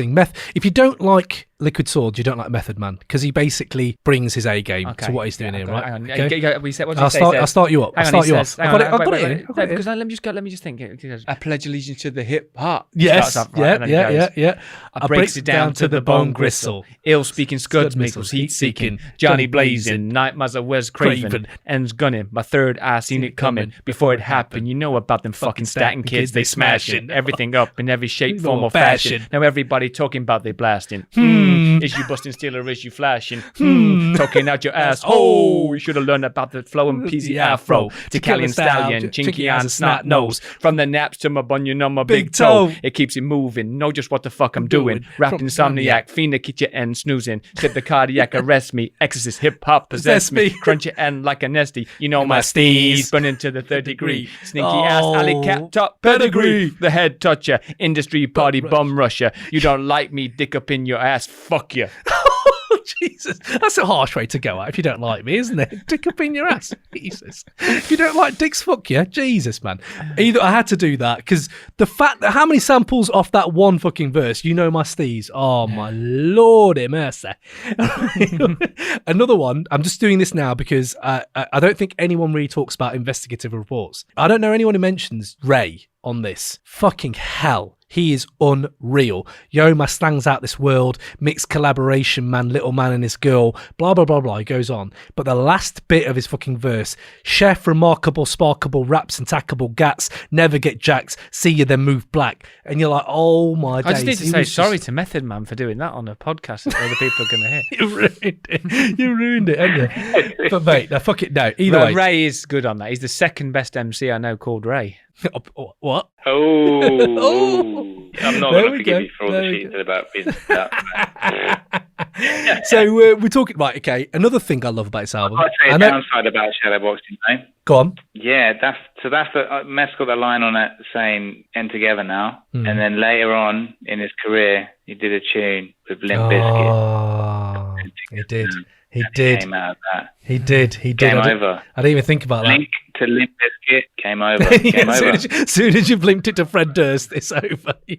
So what? You know what? Actually, about Shadowboxing. Do you remember the video? I fucking used to love that video. I didn't remember it being that, like, it was supposed to be Method Man, and when he goes in there, the video then flips, and it just flipped my wig, because it then breaks into a Ghost verse from one of the other tracks on the album. And I thought that was the same track. I was like, fuck me, they've really gone for it here. They're just complete, and like Ghost is in that tent, and he starts rhyming. Then it goes back to Shadowboxing. That Ghost verse as well is fucking killer. They're all just fucking amazing at this point, aren't they? But right, I need to go Ray Ridge for a second. But there's one thing I was going to say about the album. You can try, but I'm gonna Ray Ridge it first. Go real sort of logic based and go kind of a bit scientific on you, right? Go on. So you've got Only Built for Cuban Links. Mm-hmm. You've got Liquid Swords. Mm-hmm. Only Built for Cuban Links is potentially the better of the two, I would say. Very by a hair's breadth. Mm. That did not get into Crate 808, okay? Context of the argument, though. No. We're doing mathematical Ray Ridge style. If you're bringing Liquid Swords, which is slightly out of the two, would many consider not to be the strongest of the two. Liquid Swords cannot go into the Crate 808 without retrospectively putting Only Built for Cuban Links back in, and we need to re-record that podcast. But I do all the podcasts that I've been on and put all my albums in. I was going to say, maybe cool. It has to be. Remember, Crate 808 is about the argument you bring. It's about who else you're going against. Well argued. It's that was well argued right then. Thanks, Ray. That was well argued. You're right. But if you'd only brought that when you did Cuban Links, mate, you might have got in. Yeah, but you just used all my arguments from Cuban Links. No, Cuban Links didn't start experimental hip hop. Cuban Links was mafiosa. Cuban Links fucking married into what Jigga was doing. Definitely. Jigga Liquid Sword. You just think it is. No, I haven't. Yeah, every single person around. No, don't start looking up your magazines that said it and the different quotes. I love how Ray's standalone things can't be anything but his opinion. I suppose I am being greedy by saying that, because I will get Black Sunday in today. So yeah, no, don't you want both, do you? You don't really want both in there. The one thing I was going to say, when you listen, every argument, my source is the album. That's it. That's why I win. That's why I keep winning. Source, I'm not strengthening it with quotes from everywhere else and the influence, and legacy, and not used one quote. You've talked about everything about everyone that is influenced and the ongoing effect from one album. My source is just the album. Yeah, and I'm bringing the album as well. I'm giving you strands, motherfucker. This ain't just one stranded. I've given you 4 or 5 right there. That's what I'm saying. Jigga, you gave me and most 2, of them are relevant. Maybe 3. Yeah, they're relevant to you because you don't like experimental hip hop. That's the difference. Like, if another thing I did enjoy about this album, just to veer away from the argument, because this argument's kind of going round and round doing the same thing. Bible. I know that's Killer Priest bonus track. I think on vinyl it wasn't on the album, so it's a little bit of a cheat to add it. But as when I bought it on CD, Bible's on there, so Bible's part of this album for me. Letting a new rapper close off your classic album, that shows a lot of no ego bullshit. It's like, I could do this, but clearly he's put him on to a level that who else does that? Maybe Dre on Chronic with Snoop. But this feeds into your argument though, because the Killer Priest album is Heavy Mental, I think it's called, isn't it? Yeah, which is good. I enjoy that album. Is birthed from Liquid Swords, isn't it? Yeah. Is that whole experimental hip hop vibe to it? It is a good album. It's the Asiatic philosophy shit, and even his new one's not bad. Like, it's amazing. He's still doing the same shit, but it's good. I actually enjoyed it. But I did think that sticks out to me on an album as well. Like, you don't hear that much. You don't hear anyone hardly do that. So I did, and it work. Do you know what I mean? It's not like a fucking DJ Clue mixtape. It's like, oh shit, you have just give this guy fucking full license to just do the outro of your album, and that's a lot to say about Bible. It's a fucking banging track. Yeah, I mean, one of the lyrics I loved on it was, I studied till my eyes were swollen and only arose when I found out that we were the chosen. I deal with the truth and build with the youth and teach my son as he kneels on the stoop. Son, life is a pool of sin, corrupted with foolish men and women with wicked minds who build picket signs. And it goes on to about legalising abortion, which, well, that's not what I believe aged well, but actually the build up to that is like... there are gems on here that are fucking clear. That's aged really badly. I just read that back. That's aged really badly. I just realised. I forgot that I went somewhere there and didn't realise where it was going. I was like, that's really intellectually... Really... And then, oh, God. Ooh. That's amazing. So we talk about Age the Best, Age the Worst. So Age the Worst probably is that. And Dr. Greco's, Mr. Greco's fucking acting. Skits, maybe for some people, not for us, I don't suppose. I thought we all like them. Age the Best, I know you fucking heard the story a million times, Si, but if we're talking about Age the Best, I went to see Liquid Swords GZA perform at Electric Ballroom in Camden from front to back. He did the whole album. That was it. That's all he did. Then he put a few bangers afterwards, some woo bangers. I remember I went solo, and saw the crowd going in. It's fucking stacked. Like, it sold out. I was like, wow, okay, it's pretty good. This is pretty cool. all, no word of a lie, 16 to 18, 19 white kids going in. And I was like, it's really interesting. Like, but then it's Camden. You're like, maybe they're just there just because the gig's on. They got, let's just check him out, whatever. Like, they're just checking out a Wu-Tang member. Wu are still fucking huge, aren't they? Therefore, they're children, some would say. So walked in there and they're all fucking rammed right at the front. So I was like, I didn't fancy doing that. I thought, you know what? I'm just going to chill near the side. Fuck off, big guy next to me, all tatted up. And he's like, you all right, mate? He's like, yeah. He goes, yeah, weird, isn't it, this crowd?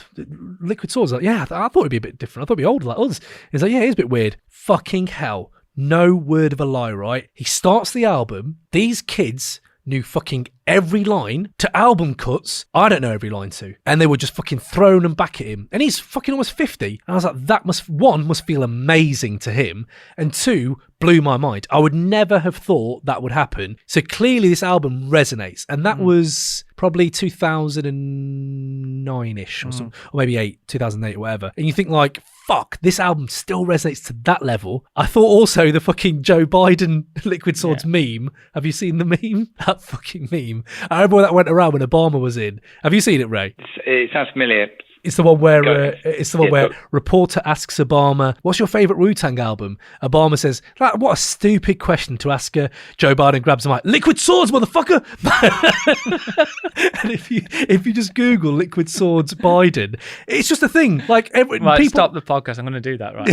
It's fucking amazing. That story you said about the all the kids rapping. I mean, that really supports what you were saying. I mean, if that story, you've made it up, but if that was true, it would really be a great argument for you to get the crowd to create. I told you that when I come back, I was like, yeah, you did, yeah, you knew about this podcast, yeah.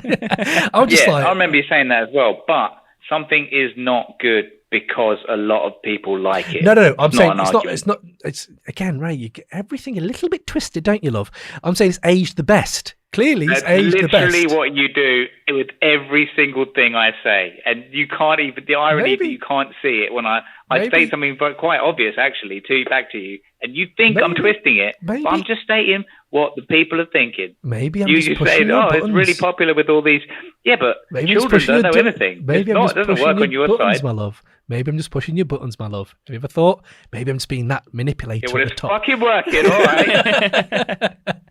Another thing, aged the best, literally recently, Rhapsody used the beat on her new album, which is one of the best albums of the year. Yes, Ray, it's true. And that still bangs. I'm like, oh shit, that beat still fucking kills it. And she put GZA on there. Fair play to her. What else do we have? Oh my God, right. So I was listening to Fourth Chamber again. Mate, what is that instrument he uses to bring in that fucking weird, twisted, like, it's like a fucking seance has started or some shit. Like, yeah. And you're like, what is that? That's the Nas sample, mate. Nas They brought Nas in, and he did that bit. I was like, yeah, that was fucking amazing. But that to me aged the best because that's the kind of shit that you can imagine Tyler, speaking of Odd samples, Future using shit like that. Can we mention samples on this? We can mention samples. I've got a few here. Yeah. Jewel of the Iron Mike. I'm Afraid the Masquerade is Over. David Porter, that's the song it's from. Check that song out. Oh, I've not heard that one. That sounds fucking hot. It's wicked, mate. Yeah. Check it out here. It's really good. Okay. If we're going sample spotting, I've got a few samples here. Willie Mitchell's Groovin', right? I listened to that track. Holy shit. Like, I was actually like doing a screw face when I was walking down the street. Show me what the screw face is. Have you got a webcam? Are we being recorded on webcam? Not yet, mate. I'm fucking amateur hour around here, isn't it? When you look at Shadowboxing's got one called Heartaches and Sadness, which is great. Mate, also on Shadowboxing. And Peebles, right? Troubles, Heartaches and Sadness. Fucking hell, that is some literally does what it says on the tin, mate. Fucking heartbreaking. That is used on Shadowboxing and her voice is amazing. So if you want some samples, go check them out, especially the Willie Mitchell. It's fucking banging. Other categories we have here. I'm very disappointed you haven't got a playlist of these. Oh, I have got a playlist of these. Digging in the Crate samples. I'll make it public. Everyone can have it. I'll put it out there and I'll tweet it out once we get this on the go. Keep on the Instagram stories, man. Keep on the Instagram stories. If we look at album cover, yay or nay. Oh, it's a big yay, isn't it? I mean, top 20, maybe even top 10 album cover. If we're talking top 10 album covers, Illmatic, Ready to Die. It's not top 10. But no, let's go through. Illmatic, Ready to Die, The Chronic, 36 Chambers. I'm saying it. Black Sunday might be in there for me. I fucking love that album cover. Mad Villainy, I love that. And you all right, Ray? Recent To Pimp a Butterfly. To Pimp a Butterfly for me is one of my favourites as well. But I mean, I would put this in there. But it's top 20 for sure. But any takers from you boys? I'll give you a minute. Any good album covers you enjoy? Oh, you know what else is quite good? Did you say 36 Chambers? Yeah. I did. Mad Villainy. Not Mad Villainy. Muddy Waters. You know, where Red Man's face is. Yeah. He took that off a funk album, didn't he? But I love that album cover. Anything you got there, Ray? Doggy Style. Did you say Doggy Style? Yeah, I'm not sure. It doesn't resonate with me nowadays Midnight Marauders? much. Yeah. Oh, banger. Yeah. That's in top 10. Definitely. Yeah. I love that one. Great shout. All of Master P's stuff.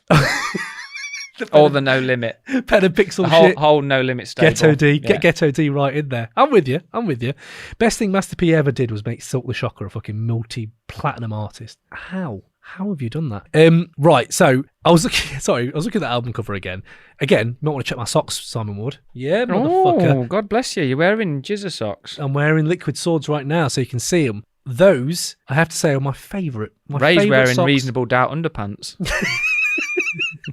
Oh, mate, that's good stuff. I was looking at the album cover, and he's got that guy down, like they're all fighting on the chess, but he fucking loves chess, doesn't he? Find someone who loves you like GZA loves chess, right?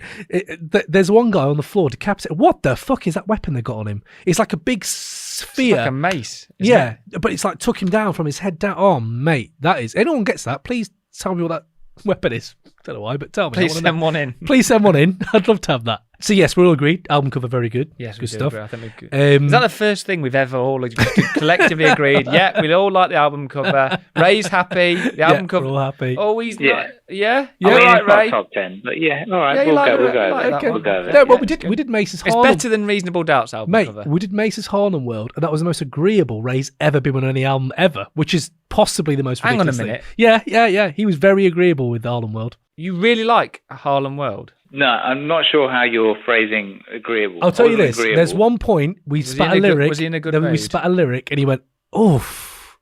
Did he? Yeah, he went, oof. He hasn't done that with anything Mate, ever. He's underrated. He's you got go. some gems in there. He's got some Like gems. his And he loves eyebrows. Exorcist. You can't argue with that. You can't argue with that. Like his eyebrows. So what else do we have? Non-90s rappers. All day for me, Car. Car is... He pretty much makes Liquid Swords every fucking album anyway. So he pretty much seamlessly goes on there. I was going to say A$AP Rock, but he's 90s, so can't really go there. But, you know... JID? Yeah, that'll be interesting. I'd like to see where he goes with that. Rhapsody worked with GZA really well on that track, so maybe there is that new school, like he's really young. That could work. You know what I was thinking? Cam, have you heard of Rhapsody? You've not mentioned her enough today. Come on the podcast. Come on the podcast. I love her, mate. I love her. Killer Hills. No comment. So Killer Hills, we all like storytelling. I said is amazing. Cold World storytelling is good. If you got Lupe and Immortal Technique and GZA remix Killer Hills, I'm here for that. I'm here for that I'd remix. like to hear that. Just to see the different textures. He might just be excluded on technicality. I don't know, but I think Esoteric would sound pretty good on it as well. Yeah. Oh, I think he is 90s, isn't he? But yeah. One sec is probably worth mentioning that Esoteric is a Demigod's connection. So we've got Demigods in there. We got it in there. Why do we always miss these and he fucking knows them straight? Well, because no one listens to Demigods. No, we do. We bloody love Demigods, mate. Esoteric's amazing. Come on the pod. But yes, come on the pod, please. But mate. Would Reasonable Doubt era Jay-Z work on Liquid Swords? Reasonable Doubt Jay-Z work on Bated Liquid breath. Swords. Bated breath. That is an interesting concept. I mean, he'd make it better. He'd probably get it into Crate 808, wouldn't he? So yeah, but let's say yes. Let's say yes. I mean, help Cam out. I'm just help Cam out. Is it a better behave. project with GZA taken off it? And Jay-Z on it. Jay-Z on it, Right. but Jay-Z changing up the subject matter. I don't know, because I've never heard Jay-Z do that. It's just two separate. Like, as we talked about cohesive and I ethos. can see your mind trying to rewire itself as you're thinking Yeah, I about know. I've never thought of it that way. Weird, but isn't it? he's just so different. Jay-Z like, over RZA. But he Right. talks about wealth and blah. But what if he swag. wasn't talking about that, Cam? That's my point. But I've not heard him do enough of the other stuff. I've heard bits of him do. Like, I've heard bits of it, but I've never heard it over an album. I mean, I'm here for it. I'd like to hear it. Definitely. You're right there, though. Jay, if you're listening, mate. Jay-Z over RZA. Has that happened? That must have happened. Oh, So Appalled on Kanye's Dark Twisted Fantasies, a RZA track, and I think he's on. I was thinking about something the other day. Yeah, he has done it. Yeah, Kanye never gets mentioned, does he? Really? In our conversations. he doesn't. Yeah. Well, not as an MC, he can't be, but as a beat maker, fuck yeah, definitely. Well, Well, we talked about him on Tribe, surely. tribe of influencers. But we're not even, when we're talking about what albums to bring week to week, none of us have ever talked about, College Dropout or but that's naughties, Graduation or whatever the hell. though, isn't it? We can't really at the moment. Like, if we did do naughties... At the moment, he teases as if we may be looking outside the 90s. If I was going to bring one for the naughties, if we did do a naughties podcast, before Graduation, before any of that, I don't like them albums that much. After 808s and Heartbreaks is when I actually fucking really enjoy Kanye. Dark Twisted Fantasy, a fucking classic. Jesus, I love. Life of Pablo is one of my most rinsed albums of of that year. And so it's almost like them first ones, I thought it was just a Dilla impersonator for so long. Kanye is an artist, as whether you hate him or love him, that you could do an episode where you bring 3 of his albums, couldn't you? Oh yeah, I would say Kanye's probably got 3 classics, I would say. And not one of them is College Dropout. I know everyone loves them, but I don't listen to them anymore. I just don't. I don't know. It's Kanye now. It's more late Kanye. Thinking off the top of my head now, I don't think any Kanye tune would make it onto the list that you play to aliens when they come to the planet. It's not the 100 tracks you play to an alien. Are you saying not one? You can't tell me nothing. Yeah. You can't tell me nothing. Such a tune. Really? Fuck, man. Jesus. That is more mind-blowing than anything else. Maybe Through the Wire. Maybe Through the Wire, because that's this OG. It's just from day one kind of thing. That was. Would it have to be on a? Why are we talking about fucking Kanye? Hold on, scratch this shit. Come on, it's 90s hip hop. The people haven't tuned into this to Kanye. Maybe that's what they've been waiting for. Lads and lasses. Lads and lasses, if you want more Kanye, if you want more fucking outside the 90s shit, inundate me. I will do that shit. Right now, no one's telling me to do that shit. I'm only asking because Kanye's been hitting me up to come on the pod, and I was thinking I was just trying to shoehorn him in. I know. Sorry, mate, you're not 90. Yeah, sorry, Kanye. Sorry. Although he was around in the 90s. If you want to come on and talk about a 90s album, mate, you can, but at the moment, you're off the table. Right, so what other categories do we have? Let's move it on, lads, because I know everyone wants to talk about Cypress Hill.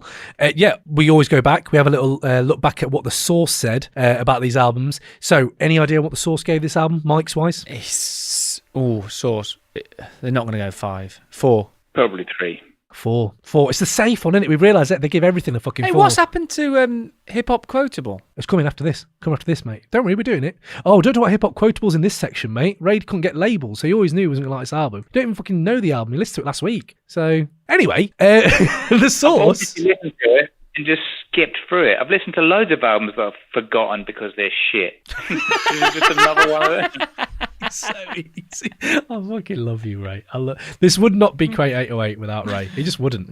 No. Right, so the source said, Liquid Swords sneaks under the tape to qualify as Rap Album of the Year. Genius has sprinkled Liquid Swords with several narratives, diatribes against the industry, whack MC killings, the occasional bit of mathematics and the drug crime game, and they all revolve around combat. That's true. Do you know one thing? He fucking hates the industry, doesn't he? He hates the industry and A&R men. Yeah, he's been burnt, and you can tell that. So you could look at it and be like, there's quite a few petty bits on this album. Like, him and Riz are both fucking hated A&R men, with their electric guitars. But, I don't know, adds to it for me. Right, so, cracking on. We're going to do the conclusion coming up. 30 seconds, kid. You ready? Mr. Producer, 30 seconds. Let's go. Starts now. Liquid Swords is epic in its darkness, showcasing elite storytelling, lyrical prowess, and consistently outstanding production and mixing throughout. A true masterpiece that spawned a whole genre of underground and experimental hip-hop. It has everything. Deep themes, cohesive vision, razor-sharp lyrics, absolute classic bangers, a brilliant layered sonic landscape. This showed that rap wasn't dumb. It showed the art form and maturity at a time when maturity was hard to find, and galvanised geeks all around the world like me. Boo!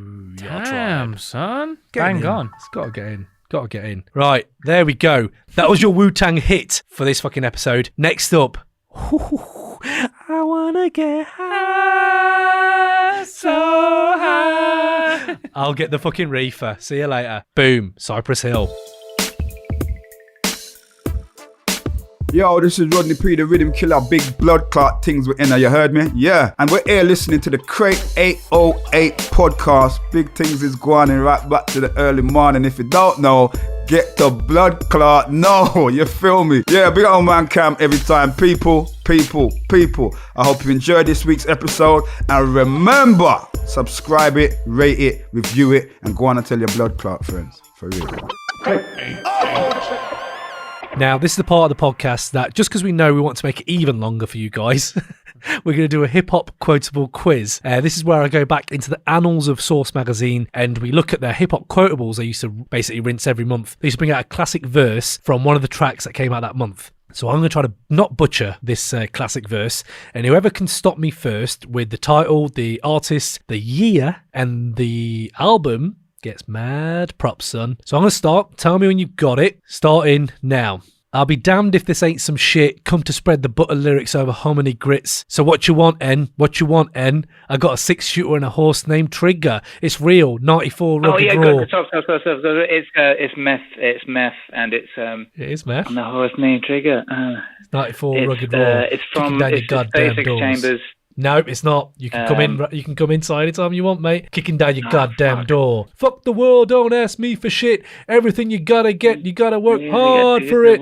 Honey, shake your hips. Don't stop. It's not 36 Chambers. Fucking hell. Oh, it's not 36 Chambers, my love.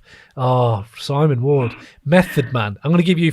Okay, I got connections. I'll get the ass stuck like glue. Huh? No question. I'll be coming down and shit, and you get rough and motherfucking... I get rugged and as a motherfucking carpet get... Right, I'm going to give you a few hints. Because you've got meth. You know it's meth. I know it, but I can't think where it's not from. a Woo album. It's not a Woo album. He's featuring on what some would deem a classic track. Him and another goat. My God. It's another goat. He's with a goat on this Biggie. track. Oh, it's no B.I.D. tune, isn't it? Yeah. I know it's big. I know. I knew it was Biggie all along, mate. I just can't think of the. Okay, so what's the track? Biggie, Method Man. It's B.I.D. Biggie, Method Man, and it's knocking down your goddamn door. Album. Give me the album. Album. Jesus. It can be two albums. Life After Death. Life After Death. No, it's not. It's Ready to Die. November 1994. The What? I was going to say the what? What? But then I was scared because if I got it wrong, everyone would laugh at me. I could always edit it out, my love. You say that now. Oh, well, you know what? I'm going to give that a tie. Oh, shit. Because you got give it Ray. Give it Ray. Give it Ray. Because he said Method Man first, and he's gonna lose on reasonable doubt. Just give him something. It's going to really hurt him if he doesn't have it, though. That's why I was going to give you a tie. No, give it Ray. Wait, you were going to give it to Cy because he said after you said the answer, I was going to say the what? No, it's because he said What Biggie. are you talking about? It's because I got the artist. Because he said I Biggie. said Biggie. You said Biggie after Simon said I said it, Biggie, mate. You said I wouldn't have said Biggie if you hadn't. You led me down the path, mate. You have that one, Ray. Go on. Fucking hell. And that's how we do on Crate 808. This is how you get treated when you move to the other side of the world. That's what it is. It's just that. Move back, mate. Move back. We've all said it. Right, mate. So next up, Black Sunday, Cypress Hill. Let's go. Let's travel back to July 20th, 1993, a vintage year in rap's golden era that showcased acts like Snoop, Tribe and Wu, but nobody in the game sounded anything like the West Coast Latino outfit Cypress Hill. Here was a crew that was coming out the slums like true hoodlums, pulling out gats on all you bums, showcasing ominously gothic funk music from DJ Muggs, the distinctive whiny rap style of Be Real, and the gutter grunting delivery of Sendog. This was the funk elastic, the blunt stay twisted, the slamified butterfied funk on your discus. By dropping their second album Black Sunday, the crew moulded hardcore gangster rap from California with a hippified mentality towards marijuana and broke through the rap sphere right through to the top of the global pop charts. With their crossover success, Cypress Hill helped usher in anthems that rang around the playgrounds, nightclubs and university dormitories around the world. Even your mum was screaming Insane in the Membrane. Zippity doodah, zippity hey, Black Sunday was a hit and still is to this day. An album that crossed the hippie divide of Dustin Hoffman and Peter Fonda with Cheech and Chong in tow, but with the deadly mentality of NWA, Ice-T and Death Row Records. So, tell me, Simon Ward, why should Black Sunday be in Crate 808? So we all have those moments when we clearly remember hearing something or seeing something for the first time and knowing at that point when you hear it that you're hearing something special. Those unique things. I think we talked about, things being unique and levels of uniqueness, but being truly unique that stay with you. And for me, one of those was hearing Cypress Hill for the first time. Summer of 1993, I remember being in the car and I can remember exactly where we were driving and where we were and where we were heading. The beat for Insane in the Brain came on the radio and then Be Real starts rhyming. And just remember with real clarity thinking, this is absolutely amazing. and that's because nothing nothing sounds like Cypress Hill. You know, Ray initially said about the musicality of it, and that's where I've got to fundamentally disagree with that, because the musicality of this album is superb, and you can't often say that for hip hop albums. This goes beyond looking at it as just a hip hop album. Expand the term musicality generally, because it's quite a general term. So if you just tell me what you mean by musicality, is that real instruments or? Well, no, no, I don't mean music. I mean the value that's placed in the actual the music that Sen Dog and Be Real are rapping over, the thought and the level of importance that goes into it. Whereas less so with Liquid Swords, but definitely with Reasonable Doubt, the beats are a kind of canvas for Jay-Z to rhyme over, and whereas Muggs uses the music to sort of dance with Sen Dog and Be Real, the level of importance of the music is fundamental to why Cypress Hill are so good. You talk about the sensibility of Muggs, how it definitely influenced RZA in terms of the use of samples, how it influenced Havoc on Mobb Deep's Infamous. And if you just listen to the album, especially the way it starts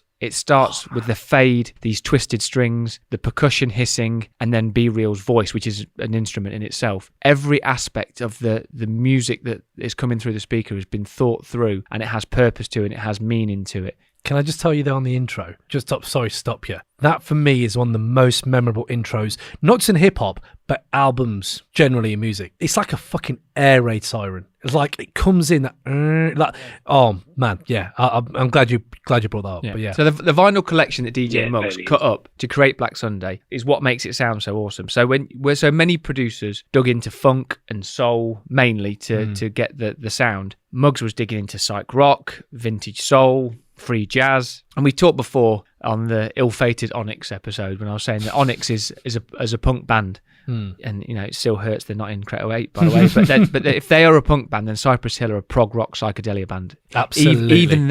Even then, and we know that they later went on to actually become a rock band in Can I put another dimension to it when you said that? Completely agree on the psychedelic thing. I'd put goth in there as well. Yeah. I'll talk about that in a little bit. The whole goth, inventing goth rap, and this comes down to when we used to ask me about the musicality of it. It's down to song structure. Song structure was something that Muggs was very passionate about and very thoughtful of. Whereas a lot of producers were thinking of producing a hot beat and even thinking about how it suits the MCs that are on top of it. Definitely the case with RZA, definitely the case with people who worked with Jay-Z, knew that how to match the beat to his voice. With Muggs, the music in itself and the structure of it was an approach that he set out right from the beginning to make it elevated beyond anything else that was coming out at the time. You look at the use of bridges, reoccurring musical motifs. You know, the interlude we talked about echoes the introduction, and he's deliberately so that it thematically runs through the whole of it. You talked about that siren; it's inverted and used on the interlude, and that's just like a progressive rock band. You know, when Muggs was interviewed, he said, you know, I quote him here: "Rock and roll fools put bridges in songs. Putting bridges in songs and making songs move. I always wanted it to be different in different song formats. I listen to the Beatles, and you hear 4-bar verses and different things. So I always try to do interesting arrangements." So you listen to and that's what impacts on the pace of the album. I mean, it's a short album. It skips along a bit.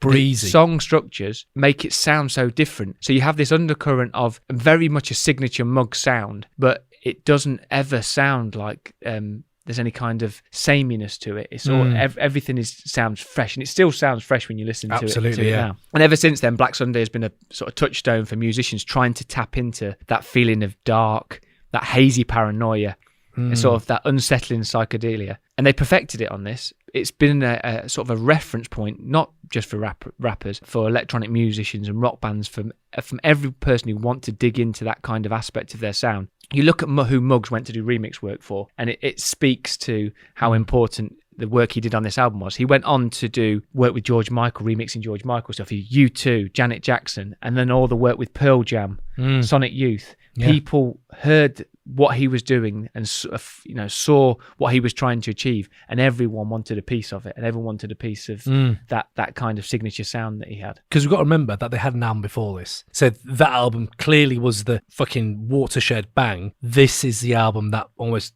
galvanizes it, gives it a sheen, and lifts it to a whole nother level. Yeah, I would have thought. Yeah, and I think he'd spent a lot of time in England at the time, so he was talking about people like Portishead and stuff like that. So he was aware of all other things that were going on. He was massively he listens to a lot of industrial rock. So people like Ministry. So some of the aesthetic You know, came through from we can talk about the album cover later, which you say was a top 10 definitely album cover. But his song sensibility and their interest, and that goes the same for Muggs and Sendog, their appreciation of music is way beyond the borders of hip hop. And that's not for the same for a lot of, I mean, you can talk about the Roots and people like that who definitely are. But at the time, you didn't often have hip hop artists who were not only enjoying other, you know, he's a massive Black Sabbath fan, being real on that, but they were bringing it in through allowing it to be at the forefront of the influence of their sound. Do you think this also, it's weird because it's the chicken or the egg, but like, is that why the crossover success was so fucking huge? Like, do you think that's why they became really palatable for an audience that doesn't even listen to hip hop? Yeah, I think it began as a niche. Began for a niche audience. It was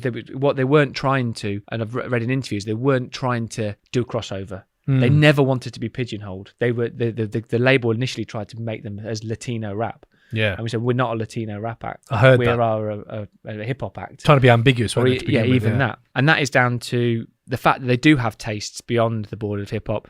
As I said, Muggs was listening to a lot of industrial bands like Ministry, which come through in the aesthetic and the song structure. But if you go back, and seriously, go back and listen to the music that he produced for Cypress Hill, for House of Pain. And I know people dismiss House of Pain because a lot of people don't like Everlast as an MC, and they see that they verge into pop rap Yeah. because of that one song. Yeah, well, Jump Around was offered to Cypress Hill and they turned it down. No. And then, Did Sendog say that's the biggest mistake he's ever made?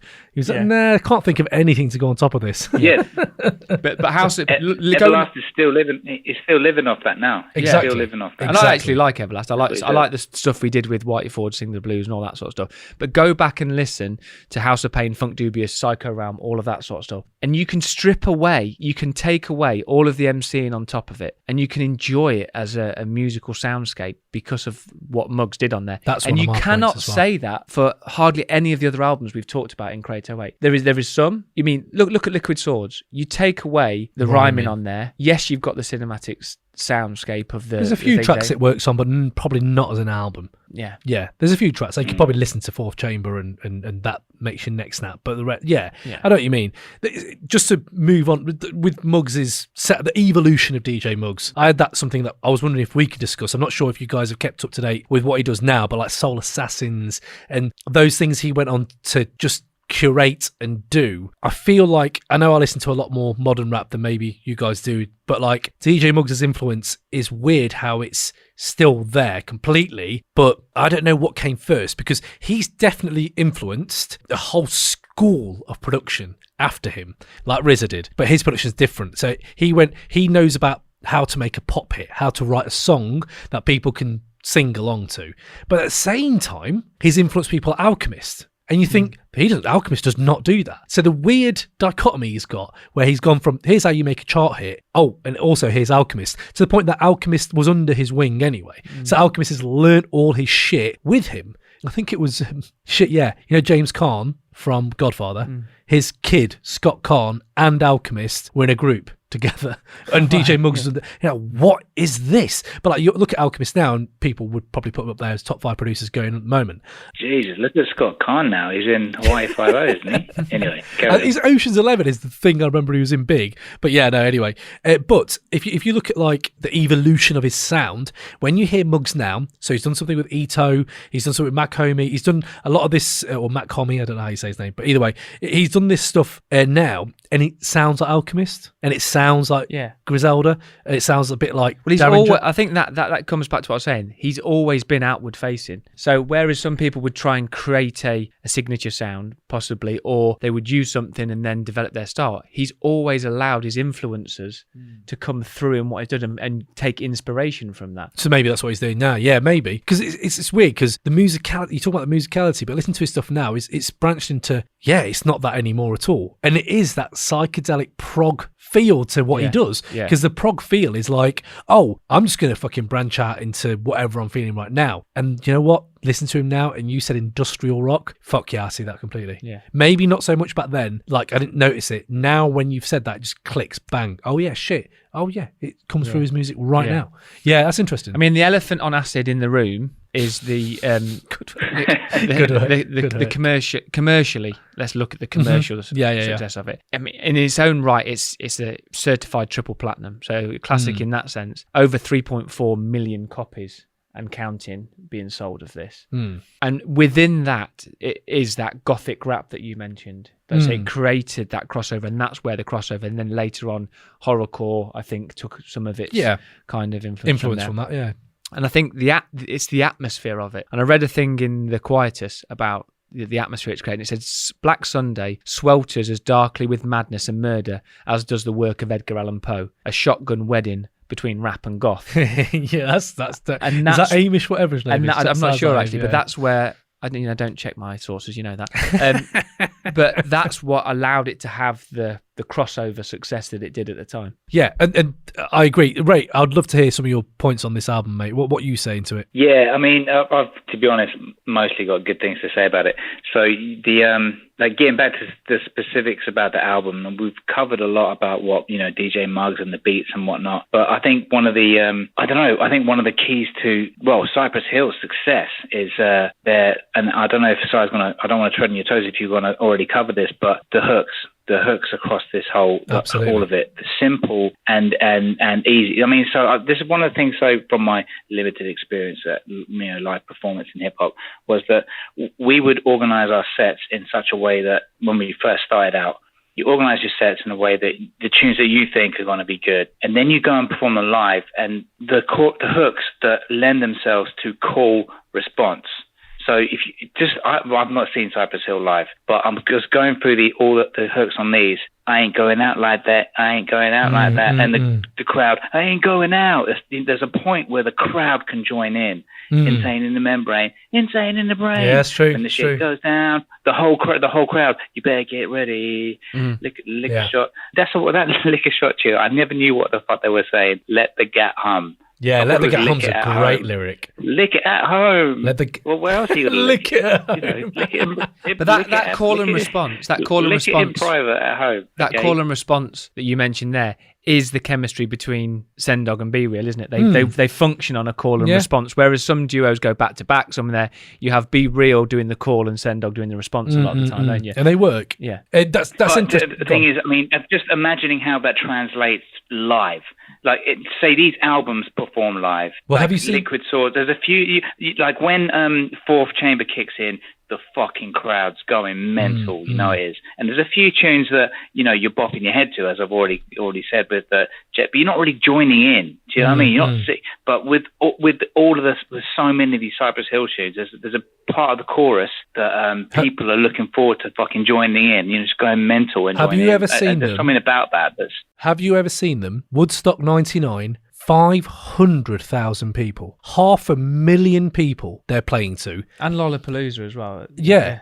When you see them in 99 and they're doing Woodstock, I know Woodstock 99 has a lot of fucking dark shit happen that day anyway, but holy, go on YouTube that shit. I'll put it on Twitter and stuff like that after this episode drops. That fucking crowd, you are like, oh you need to see Cypress Hill live in your life once. Like, you just need to. They came to London a few months ago. One of our mates went to see them, and he said they were fucking brilliant. He said it doesn't matter. Their tracks are so timeless. It doesn't really matter if they're not on the beat as much or whatever. But they were on the beat. Like, Be Real still very professional. He said, but like generally they're fucking amazing, and like they'll come out with the biggest fucking bongs and spliffs, and like can I go into this marijuana? Like, end of the day, like I said in the intro, it's fucking hardcore, and they were part of the Bloods or affiliated at least, so they have this life of fucking, it could be NWA. Yeah. You could do Ice-T. You could do Death Row Records. They don't. They think about the fucking music, and then they think about what's important to us. Getting high. Getting high is fucking massively important to us. Let me dig into that then a little bit. I would love it, yeah. That's going to be my next point. So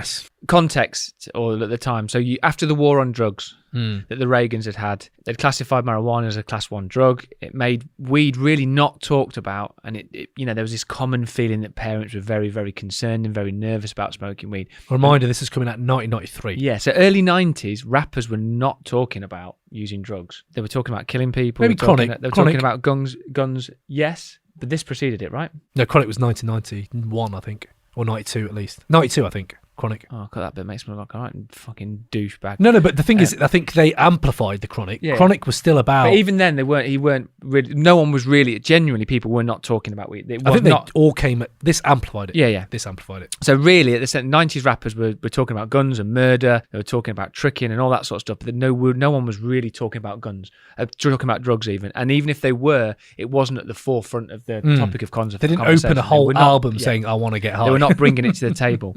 No, not overtly at least. But Black Sunday, without Black Sunday, and I don't want to exaggerate this, without Black Sunday, you don't have 2012 Colorado and Washington becoming the first states to legalize cannabis for recreational use. I mean, it's a huge clean take. I like it, and I can see the thread. Yeah, I can see the thread.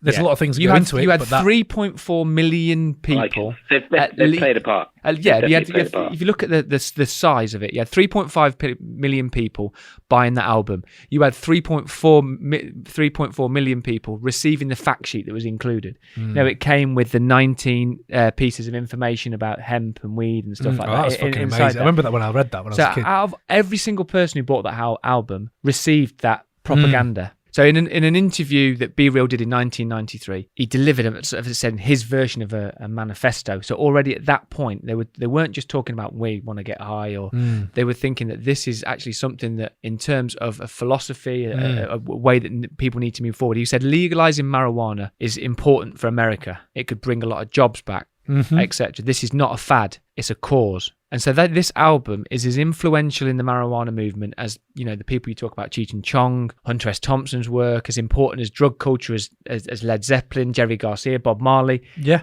absolutely. It's at the forefront of it. And without it breaking onto the mainstream as it did, you don't start the snowball. This is one of the snowballs that started a movement towards where we are sat today with marijuana. This is interesting. So I know you said, like, in music, people weren't really talking about it. The way I perceive it is 60s, it's massive. Along with LSD, it's just one of the counterculture's biggest pillars is drugs and it's like, can we get them legalized and you make them recreational, right? So it's not like you have to get addicted. It's not like heroin and stuff like that. It's not even like cocaine. This is something you can work on, kind of thing. I would say it goes from that 60s. 70s gets fucking, no one talks about it as much. In the late 70s, definitely not. 80s, it's all cocaine. No one talks about weed as much. The weed renaissance, Cypress Hill amplified it with the Chronic coming out. Richard Linklater, Dazed and Confused, comes out early 90s. That's all about weed. Ice Cube brings out Friday, 94, after this album. Snoop, pretty much everything he does about marijuana has a leaf emblazoned on it. Bill Clinton gets in office in the US, and that whole baby boomer generation that used to smoke weed casually comes back into focus, and even on that fucking thing, tell Bill Clinton to go and inhale.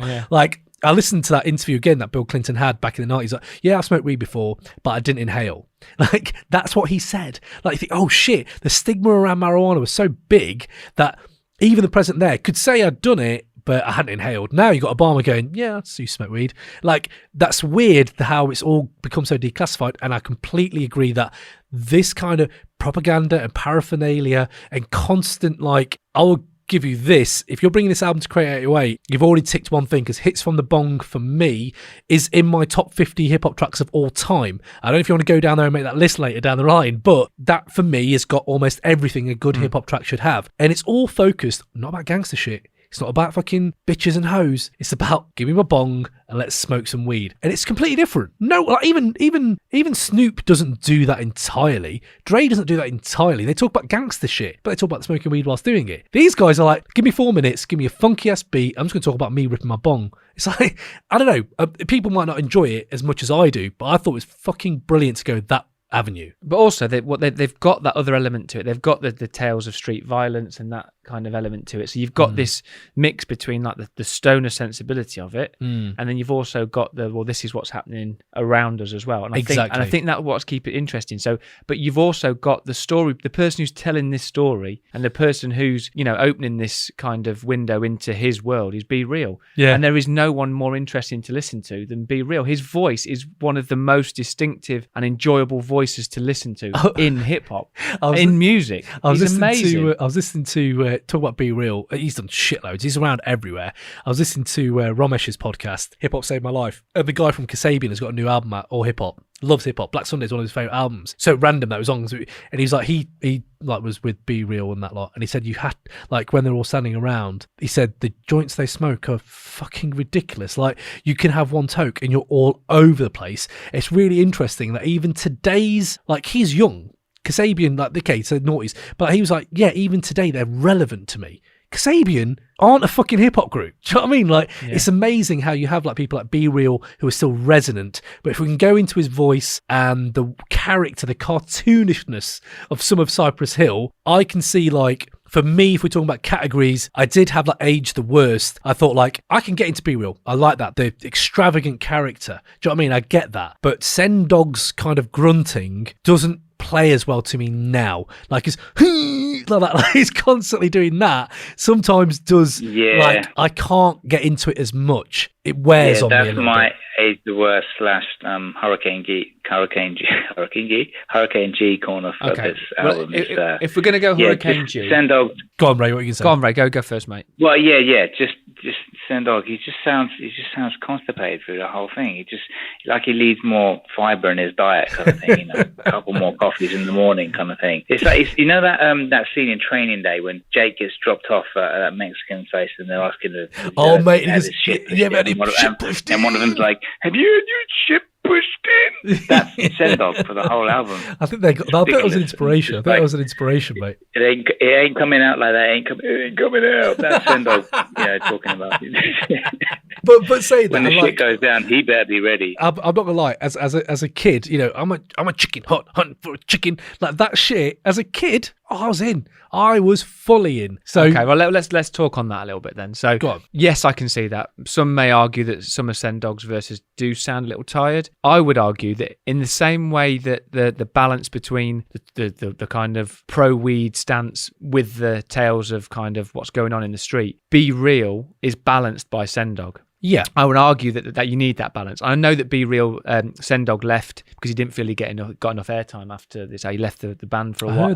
For a while. Yeah. But I think his presence is right, because the thing that that Ray was saying about that call and response, that's where some of the magic happens, because of this. He's got this kind of totally amazing voice in Be Real, and it can border on the cartoonish. Without Sen Dog, who functions at the totally other end of the spectrum, it might that he provides the balance to it. He provides the balance to the force, if you like. So you've got he's needed. Yeah, you've got the subject matter that flips between the two, and then you've got the two MCs, one who has a lot less airtime, which brings balance to each other, and that's what makes it work. I think the Hurricane G corner for me is A to the K. I can live without that as a song.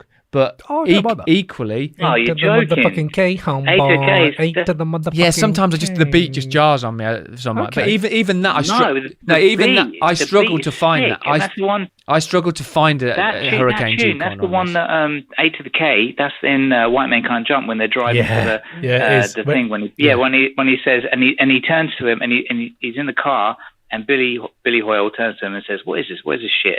And Sidney Dean turns to him and says, "That's good music is what it is. Do not call it shit." You know what I mean? And that's when he's like, "Fuck you." You can't. That's when he has the line after that. That's the result. The fact that he insulted A to the K. That's the reason he's like, "No, fuck you." That's a deep pull from Ray. That's a deep pull from Ray. I enjoy that. I take the money. See you later. Done. That's the strength of the album to me, though, because I really did struggle to find. I don't skip that track. It's just my least favorite track on. Do you know what? It's a weird thing that you say Hurricane G moments. All three of these albums are fucking amazing. But like Black Sunday's possibly one of the most rinsed albums of my teenage years. Like, it just is. I don't even smoke weed. You know what I mean? I just fucking banged it all the time.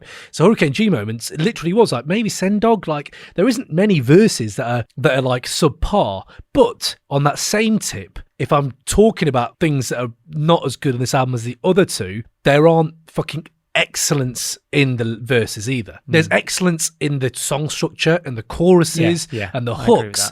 But when I talk about like memorable lyrics, they're one-off lyrics. I do fucking enjoy a lot of the lyrics. Like the one that still gets me is "I check your ass like a looter in a riot." That's a Chubb Rock diss, that song. Right, is it? Because I heard this thing. Yeah, fucking brilliant. But like, if you're looking at so one of my arguments for this not getting into Create 808 as opposed to the other two is the fact that the other two. So this one is quite binary, not musically. I'm talking about subject and and contextualizing it in what are you actually saying to me. A lot of it is about smoking weed, and a lot of it is about being in the gangster life. And that's it, really. It's just them two things. Whereas if you look at Reasonable Doubt, you look at Liquid Swords, they verge into, although like 80-90% might be one thing, you do have a lot more of Jay-Z talking about how what he's doing, like, it's not actually great, how he fucking feels sorrow for the life he's living. Also in GZA, as I've talked extensively about GZA, he has various forms of different things he's pulling from. But the only thing I could really go into, and I was like trying to just figure, where is that in this whole album for me? Like, where is that moment of, oh wow, what you're saying there really resonates with me, was Lick a Shot. And Lick a Shot is a track that I wouldn't really go into, but I was really going into the lyrics. Really clever storytelling of Be Real, because Be Real was shot, right? I heard he was shot. Yeah, he was, like, he was shot. In that track, he comes back alive, but only as a daydream, and then snaps out of his daydream and he's actually still being shot. And that whole point where he goes, had a bad dream, woke up in a casket, now I can't even get back at the bastard. Bullshit. This pine box ain't strong enough to contain the Afro Marks. Afro Marks, by the way, is a fucking heavy name to go by. Critical bells ring, snapped out the dream. What the fuck's up with this funny red beam pointing at me? I ain't no strap G. What now? Got a duck, they got to gap me. Bam, I feel numb. Where did that shotgun but also blast in come that, from? the way he spits that, damn, I feel numb. Like, in inflections. He is incredible at that. Like, if anything, he does the most with the least. If you know what I mean? Yeah. Like, he is. It's sort of like, I'll use the word cartoonish earlier. I think definitely Send Dogs more cartoonish. It sounds like a fucking, like one of the Warner Brothers cartoons comes to life when he talks. But Be Real's more like, like, I can't think of another artist, another form, but like, you know, like almost like those glam rock people. It's almost glam, like the way he just like completely spreads shit out. Look at his lyrics. They're very, very minor, but it's the way he drags that shit out. I do enjoy that about him, but then on the other side, it's like, oh wow, like where is the substance that I'm going to get that can resonate with me for life? Yeah. But do you know what I mean? Is that a key indicator of the strength of it? Does it need to resonate, or can it be things like when it stops down that, like Louis Armstrong played the trumpet, I hit that bong, I'll break it off something soon. I got to get my props. Cops coming trying to snatch my crops. These pigs want to blow my house down. And at that point, that's when Muggs brings back in his thing. Just how memorable it is, and you need double fucking neck brace when the beat kicks back in. Yeah, man. That one thing about the fucking neck. I want to put my whole body in a brace. My brain's going in a brace. Mate, this album is so breezy. You get to the point where funky you're as fuck. Funky as a fucking... What is... mate, unbelievable. One of the best musical interludes, right? First of all, Legalize It, right? That fucking interlude, I love that. Before it goes to Hits in the Bong, it's almost like I want to hear the interlude, then listen to Hits on the Bong. It's just so fucking bouncy, and it fuses Jamaican music with West Coast hip-hop. You're like, shit, like no one else does that shit. But the other interlude, which is just called Interlude, sampling fucking Texas Chainsaw Massacre. That has to be... I've Googled it. I've looked at it on who sampled. It's not got it anywhere, but that... Yeah. That's the intro to one of my top 3 films of all time. Like, Texas Chainsaw... You're now referencing that. Like, I know we talked about Liquid Swords and fucking Method Man in reference Wes Craven, one of my favourite directors. So I'm in. But the fact that you reference one of my fucking favourite intros of a film ever in Texas Chainsaw Massacre, and you put it on an interlude, and a funky-ass interlude, that is a way to flip. But that's what I was talking about in terms of his approach to it, because it's an inversion of the horns that start the album. Exactly. But yeah. I'm just thinking that is Texas Chainsaw Massacre to me. It just sounds like that. But then you have like rediscovered a fucking gem from my childhood. Listen to this album, and I forgot about it. What go around, come around, kid. I forgot about that track. I just did. I just hadn't heard it in so long, and I was like, oh my, yeah. I remember I used to play that so much. Break 'em Off some. Love Break 'em Off. Mate, that's one of the funkiest tracks of the 90s. I'm putting that in if we're doing a top 50 funky tracks from the 90s in hip-hop, Break 'em Off some's up there. It's gotta be, man. It's fucking amazing. But we've not even talked about Insane in the Brain. Yeah, and it hasn't, you know what? As a hit that I've heard so many times, because obviously everyone fucking mum knows it, it still holds up. Well, if we're talking about tracks in this certain way, that persons, or beings from outer space might want to hear it on the list of 100 tunes. Three of them get on it. Insane in the Brain, Hits from the Bong, and A to the K for me are the highlights. Yeah, I like it. I do. Do you know when you talk about like the personification of Cypress Hill? We're talking about them right now. After all I've read and after all the people I talk to, especially younger people that know about Cypress Hill, they're kind of remembered as a rap rock crossover act. Yeah. From what I think. Yeah. I don't think that does them justice at all. Like, this white keg party stoners movement may have been inspired by them. So, like, every fucking stoner film Cypress will make a cameo in, you know, oh, they're there again. But it kind of, the thing that might be against it, but then again, is it against it? It kind of galvanised that subculture for corporations. Like, corporations were like, oh, you like Cypress Hill, this kind of group like Cypress Hill, let's target them with more stuff like that. So I do think that may have occurred. I haven't got really any evidence, but just anecdotally in my mind, I just think that might be possible, that could have happened. But like, if you look at just their, I know we're sucking the dick off this album really badly, aren't we? Like, we haven't really, like, it's a substance for me that might not resonate with me as much musically. It does, but if you listen to how they just made their music, they were so ambiguous, but also so much like, we're ready for anything and everything. They're East Coast, they dressed East Coast, fucking fisherman hats. They're just like EPMD, man. Like, but you're in the West Coast, so it's very hard to nail them down. They seem so happy just being in their own crew. So, like, I was listening to an interview where they were like, we did the album, we thought we've killed this album, like, we fucking nailed it. They did Ain't Going Out Like That, and they're on mushrooms. If you listen to Ain't Going Out Like That, they're tripping all over the place on mushrooms, but fucking amazing song. Once they finished the recording, they were like, we just lay there, turned the lights out, and bumped it through the speakers, tripping on mushrooms, and bumped the whole album. And we just looked at each other and we were like, wow, we've fucking, this is amazing. He said when we were sober and we were actually spreading it out and everyone was like, this is a fucking amazing album, they were just so happy that, oh fuck, thank God it wasn't just us fucking all over the place, get off our tits. But you know what I mean, that kind of thing. And like the fact that they fucking get banned from SNL for smoking a joint doing a live performance, all this stuff, it feels like they're very much just happy doing what they're doing. It's almost like you realise that gangster life of shit, you almost died, mate. Now you're doing what you love. It's like, shit, man. I'm glad that they never, like, you can say they sold out because they had loads of hits, but did they really sell out? I don't know. I think Jay-Z was more consciously aware of what sold. They didn't sell out. Yeah. Look what followed this album. Oh, Temples of Doom. Temples of Boom, yeah. Temples of Boom, follow it. It went the other way, if anything. Yeah. And you know what? Growing up, where I grew up, where no one listened to hip-hop. That's a great album. No one listened to hip-hop. It was the only 3 white kids in the corner who quite funny lads, but they were like, I think they were stoners, but I don't really know. But they only talk about Cypress Hill. That's the only thing. You're like, fuck, like, that's how big they are. Like, they don't ever talk about Snoop, never talk about Biggie, never talk about DMX, never. All it was to them, and it's almost like it wasn't hip hop. To them, it was just because they loved fucking Oasis and the Beatles. They would play the White Album, switch the White Album off, and then play Black Sunday. And you're like, wow, like, this caters for the same people. And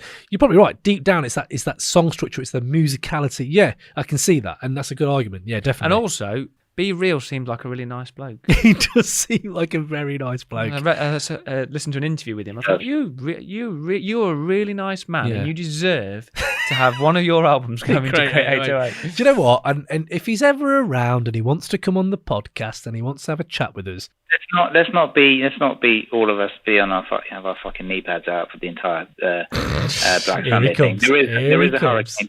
There is a Hurricane G corner. No, it's not massive. For me, the weak track is Free Little Putos. Just something. I feel like all the other tunes have such great catchy hooks, makes it sound less than it is, because it's a hook that you're all right singing along to, kind of thing. And Free Little Putos. But I don't think it always needs a hook. I think the album's quite samey in that sense. It's very hooky, very anthemic, and again that can be detrimental to the album. But what I will say, Free Little Putos does have my favourite line of the whole thing. It's something, if you want to check it out, it's Free Little Putos, so it's at 2 minutes and 37 seconds. Right. Something about like a chicken wing, and then it goes the way the rhythm of that shit is great. 1 little 2 little 3 little poodles try to jack me and they ain't got a boodle taking no shit when push comes to shove, because it's taking me no love. I love that shit. So when I come, just bring that new style, break you off like a chicken wing, so you can just suck my cock like a fat blunt stoned is the way of the war. Mate, that's fucking amazing. Like, look at the rhythm, the rhythmic pattern of how they do it. That's fucking amazing. It's so slept on. And you know what, as well, you talk about meta, like that's the sound of the way that they're sampling their own stuff, right? Yeah. They're so meta like that. They do that shit. So like sampling Redman, time for some action. Yeah. But Redman sampled Be Real, and they sample him again. It's so, oh my God, like, where are we sampling right now? Like, this is very interesting how the layers of, like, what they go into. Out of all the albums we've talked about, this is the one where you struggle to find Hurricane G Master Killer moments, and you also struggle to find what's aged the worst. Again, I think Age the Worst might just be some people don't like Be Real. I mean, I like him because I grew up with him, but imagine if you hear him now, I don't know if it's aged that well, because I'm not sure if people actually enjoy the way he does. Well, let's put it out there. If you've not heard Be Real and you're a fucking idiot, go and listen to Black Sunday and tell us if you like Be Real. And if you don't email in because your opinion's worthless and you're an idiot. But no, seriously, like, if you talk about Age the Worst, that probably is because it's not the music. The music still was amazing. Maybe it's a subject matter, but then again, weed's legal now. So Age the best. Send Dogs confirmation. That's probably what it is. Well, Age the Best for me is Stone Cold, the music. Also, I'd say, yes, that, but the stoner sensibility of it is particularly relevant today. Oh, yeah. So in retrospect, there's something quite profound about the influence. Yeah. Like, on the cultural progress. Weed is everywhere. Like, yeah, absolutely. And that's true. That this is that album. And that, again, I'm just going to bring that thread This again. is prophetic. Yeah. Well, yeah, actually, you talk about prophetic, this is. But the weird thing is, when you look at this, that could be a detrimental thing.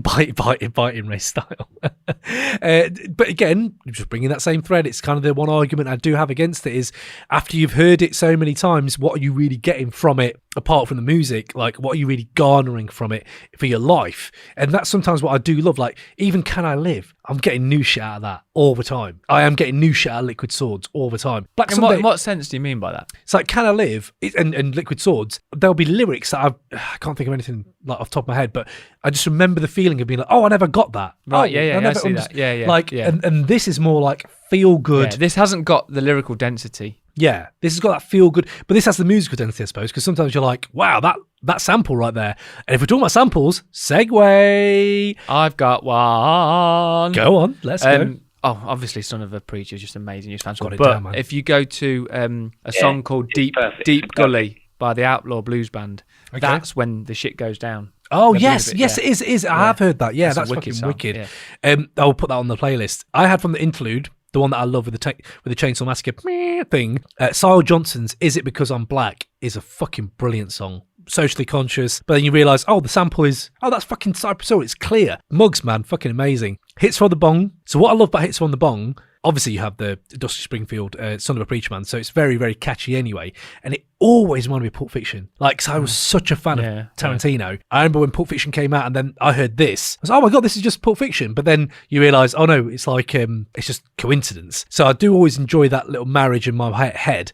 But there's a track, Lee Dorsey, Get Out of My Life Woman. Mate, it is funky, sick drum loop on that is used on Hits on the Bong. And you realise, again... Is it funky, skunky, smelly green shit? So that is a fucking banging sample. And you know what? Sorry, Be Real as well. I've offended Method Man today. I know. Version of that. I keep doing a really offensive Be Real impression. I know. It fucking hits home now what you're saying about prog rock. It really hits home. There's a sample on Cock the Hammer. Again, one of them tracks, Cock the Hammer. That's changed. Hammer, it's time for action. I rewind that shit 9 times out of 10, man. It's a fucking banger. The funky bass line to that, what drives it, there's a track by Flora Purim called Yuri the Wind, right? I'll put it on there. That's the bass line to Cock the Hammer. And it's right at the start, it's live performance, which is fucking wild. Like, this is some prog rocky, random, like, you can't put that in the office at work. And then you realise, fuck, man, that's Muggs. He was diving deep and making some deep pulls, man, definitely. So, if we're going into our categories, non-90s rappers, mate. Non-90s rappers, who you got? Right, so I initially went down the, well, you'll see the route I was thinking of possibly, but I looked, firstly, I thought... Sticky Icky route. Did you have the Sticky Icky route? No, I thought Joel Ortiz... Oh, that's interesting. Immortal Technique, yes, Latino kind of vibe. But then I thought, no, I'd actually went and listened to a couple of their songs. I was like, not going to work. And then I went totally left field and thought, do you know who I want to hear on these beats? Earl Sweatshirt. Oh, fuck me. Earl. Do you know what? In today's Muggs sphere, an Earl and Muggs collab album would be perfect. It would be perfect. Can I mention collab albums at the moment? Yes, please. And I've not fully checked this, and it's because it's not that easy. It's not on Spotify. Yeah. But DJ Muggs and versus the GZA Grandmasters album. Have you heard it? That's an old one, isn't it? Yeah, but it's Muggs and GZA. Yeah. And I've never checked it. I don't know if it's the same project, but I had a rip CD of Muggs and GZA. I'm not sure if it's that, but he did so many Soul Assassins shit. So I do clearly remember him and GZA working. That's a bit of homework for us all to go and check out Grandmasters. Muggs has got his fingers in pies, man. My non-90s, I went the Sticky Icky route, you see. So I was like all day long with Be Real, Action Bronson, Wiz Khalifa, and Schoolboy Q. Get them all on one track, all talking about weed, please. And that would just work brilliantly. I Googled it, and Wiz Khalifa and Schoolboy Q have done a track called Cypress Hill. I was like, oh shit, so they actually have, like, just in my mind, I was like, those would work really well. Shit, and they've done a track called Cypress Hill. So it's like, oh yeah, shit, so they actually are like there. It's wicked. Ray, did you have any non-90s rappers? I think they may have worked together as well. Ill Bill. Yeah. May. Is Ill Bill 90s? Yeah, I think. No, is Ill Bill 90s? I don't know. So I think the Non-Fiction brought out their album. It was early 2000s. Yeah. I think it might verge, but maybe. But no, it's a shout. Ill Bill on that. Yeah, definitely. That would work. Fucking killer. So we're going to go into it. Album cover, yay or nay? It's an absolutely massive yay for me. Iconic, man. Iconic. It's achingly 90s, but in a good way, I would say. Gothic, obviously. I had a little story that I looked up for it. Please, go for it. Muggs came up with the idea. Wait. Can I just say something first? Go. So basically, for me, just it would make sense why I'm butting in. The album artwork, I like that there's no ego, there's no pictures of their faces, there's no like wearing a boot or a kung fu cartoon. It's just some shit that they thought was cool. And I also like the idea of that and the album title. I bet there's a story behind it, but I don't need to know the story behind it. No, I can't. I tried to find the story behind it and can't. Yeah, it's interesting because it's very mysterious, but it gets you in, doesn't it? The album cover and the name, that together, it is just. That album relates to that music alone. That music defines what that is. I have to say that is great. Yeah, that's interesting when you talk about titles meaning something, because Liquid Swords was like, oh, his flow is like water, and obviously his lyrics are very sharp. Reasonable Doubt wasn't going to be called Reasonable Doubt, was it? It was going to be called something else. So I actually don't know why they called it. It was going to be called Hodgepodge Mishmash, talking about general hip hop stuff. He was facing the charge, and that's the thing. Reasonable doubt gets you off the charge if there's reasonable doubt about the evidence. Speaking of thinking of Black Sunday, it'll be Whack Saturday if this doesn't get into Crate 808 today. I like that. It's good. So going on the story. I've done enough. I think, haven't I? Do you need me to do any more categories, or are we just going to stick it straight in? Conclusion. Okay. I think, please, mate. Pop it straight in. We talk about the. Just saying that about like he was driving round at Cypress Hill Cemetery in Brooklyn, so they're not even from Brooklyn, are they? And he was like driving by the cemetery every day in the city, and one day it just fucking snows, and all the leaves are off the trees, and there's just icicles all over the trees. The whole thing is white with snow, and I was like, yeah, I want to shoot that fucking album cover in that cemetery. And you're like, yeah, that's pretty fucking just random, but but Muggs is East Coast, isn't he? And yes, I think that's that again. You talk about the mixing of the two. Yeah, you've got obviously the West Coast East Coast flavour, and they never really got involved in any of that East Coast West Coast. Shit, they were welcomed all over. They were a bit like Woo. They were a bit like Woo. They were welcomed everywhere. Welcomed straight into Crate 808 as well. Like it. Keep dropping them arguments. So we have other little categories we have, mate. Feature Trinity, right? Method Man. Got to be meth, hasn't it? Method Man, Busta Rhymes, and Nas. It's got to be meth. Meth for the weed angle, right? Yeah, exactly. Yeah. I'd like to hear a Method Man the song Method Man remixed with Cypress Hill. And Muggs on the fucking boards. Yeah, I bet that's out there somewhere, isn't it? Someone married that up. Well, when Muggs pops by, we'll have a word with him. Please, Muggs, come on the podcast. I know you're joking, but we genuinely are in touch with DJ Muggs. And we're not. We are. We're not. No, we're not. We are though. Yes, we are. Muggs is coming on, everyone. So, going to what the source said about the album, can you guess how many mics this got? Oh, the source. It's got five mics. It should be 5. I think they may have gone the other. I think they may have gone 3 with it. Yeah, because I think it's sold out, and the first one probably got more. Yeah, and they saw it as a alternative crossover album. I thought that as well. Get this, 4. So every one of the albums we brought in today got 4 out of the source. I think retrospectively they gave them 5, at least definitely Reasonable Doubt. So I'm not going to read the whole thing, but I was looking at the actual review, and the last para just is fucking nails it. The only possible complaints are the repetitive style of some of the tracks and the limitations of the blunts, bongs and beatdown subject matters. But despite all that, the album is definitely worth buying, as it easily rips the frame out of all those Cypress Hill bandwagon jumpers. If you like the first album or the whole Soul Assassin sound, Black Sunday is the real deal. That's fucking true. While Cypress Hill isn't particularly educational and enlightening, the musical drug they produce does have recreational properties. And you're right, yeah. It's absolutely right. Yeah. Like, it's a fun fucking album. It changes your life esoterically rather than inwardly. Do you know what I mean? Like, outwardly rather than inwardly. Yeah. Like, I listen to Liquid Swords to hear more of those life lessons maybe, and Jay-Z to hear more of those stories and like shit, like that's what it must have been like growing up then and there. But this I listened to just to fucking break my neck, listen to some shit and spark up some old butter, mate. That's what I'm saying. but it's true, like this is a shit, man. So basically Black Sunday, I think Source nailed that. Well, we talk about 3-album runs. We do talk about 3 album runs. I wonder, is this we've got Cypress Hill self-titled, then you've got Black Sunday, and then you've got Temples of Boom, which is good.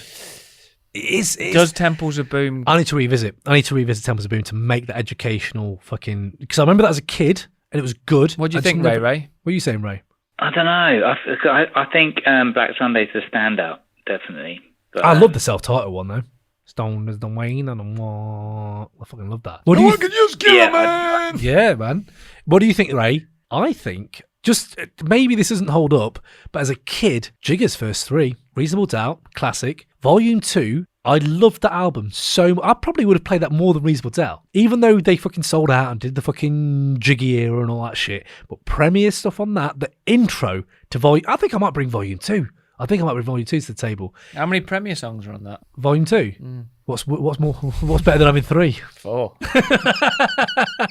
And I'm going to go Hard Knock Life. That's a fucking banging album. That's a 3-album run. But I'm not saying they're classics. The first one's a classic, but it's a strong 3-album run. Anyway, we're moving this on. Are you ready for your 30-second conclusion? I'm going to try my best, like I do with this. Yeah, like that's all we ask. This kind of, That's all we ask, and don't fuck it up. Right, ready, steady, go.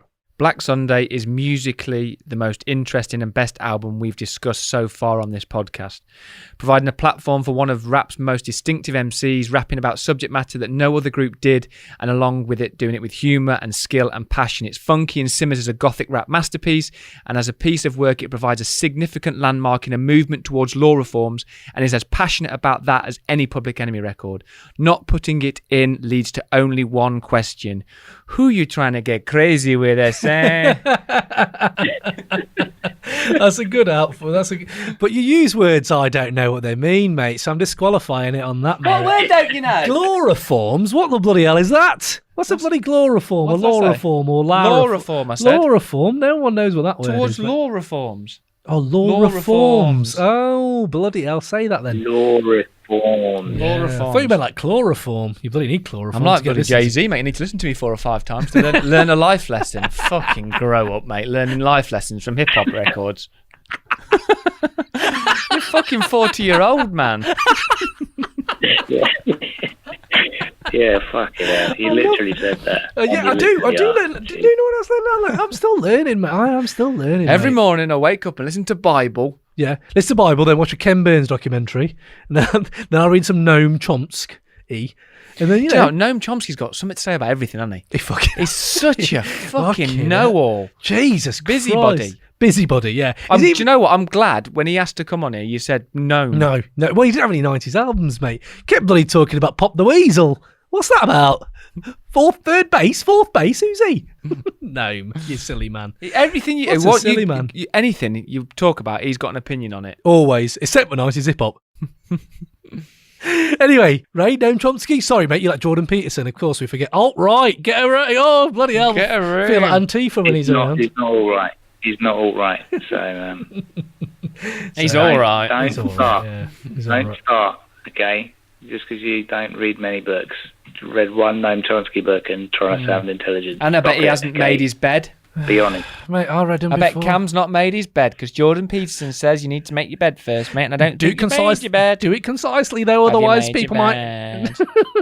make your bed concisely. He's another one. He has got a lot to say. I'm sorry, this podcast is descending into this, but it's true. Fucking grow up, mate. Learn a lesson yourself, mate, and just shut up. I'd like to hear what his opinion of these 3 albums would be. Which one we need to JP. Yeah. Mr. Jordan Peterson, if you have anything to say, Open letter. Jordan Peterson, can we get someone out there? Doesn't have to be us. Can we get known before he pops his clogs and Jordan in a room? And can you discuss With 3 Kanye. 3 classic 90s hip hop albums? Give me that. I'll give you the world. That's what I say. That's what you promised us for coming on this shit podcast.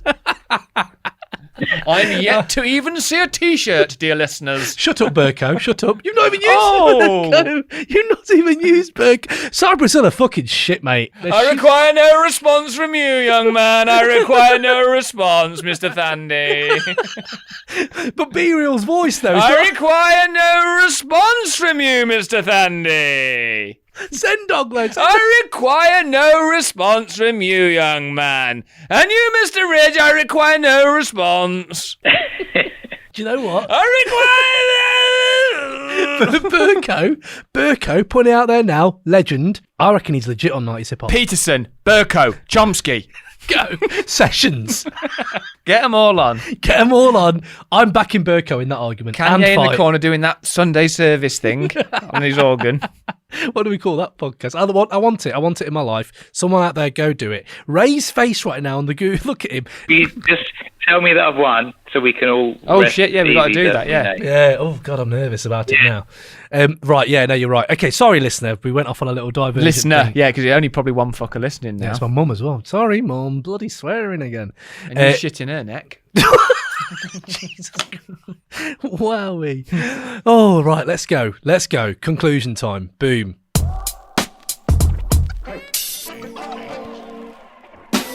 This is TY and you are rocking with the amazing Crate 808 podcast. So listen, enjoy this week's episode, but remember to subscribe, catch a vibe, and just let it all just melt inside your body and catch the essence of hip hop, baby. All right.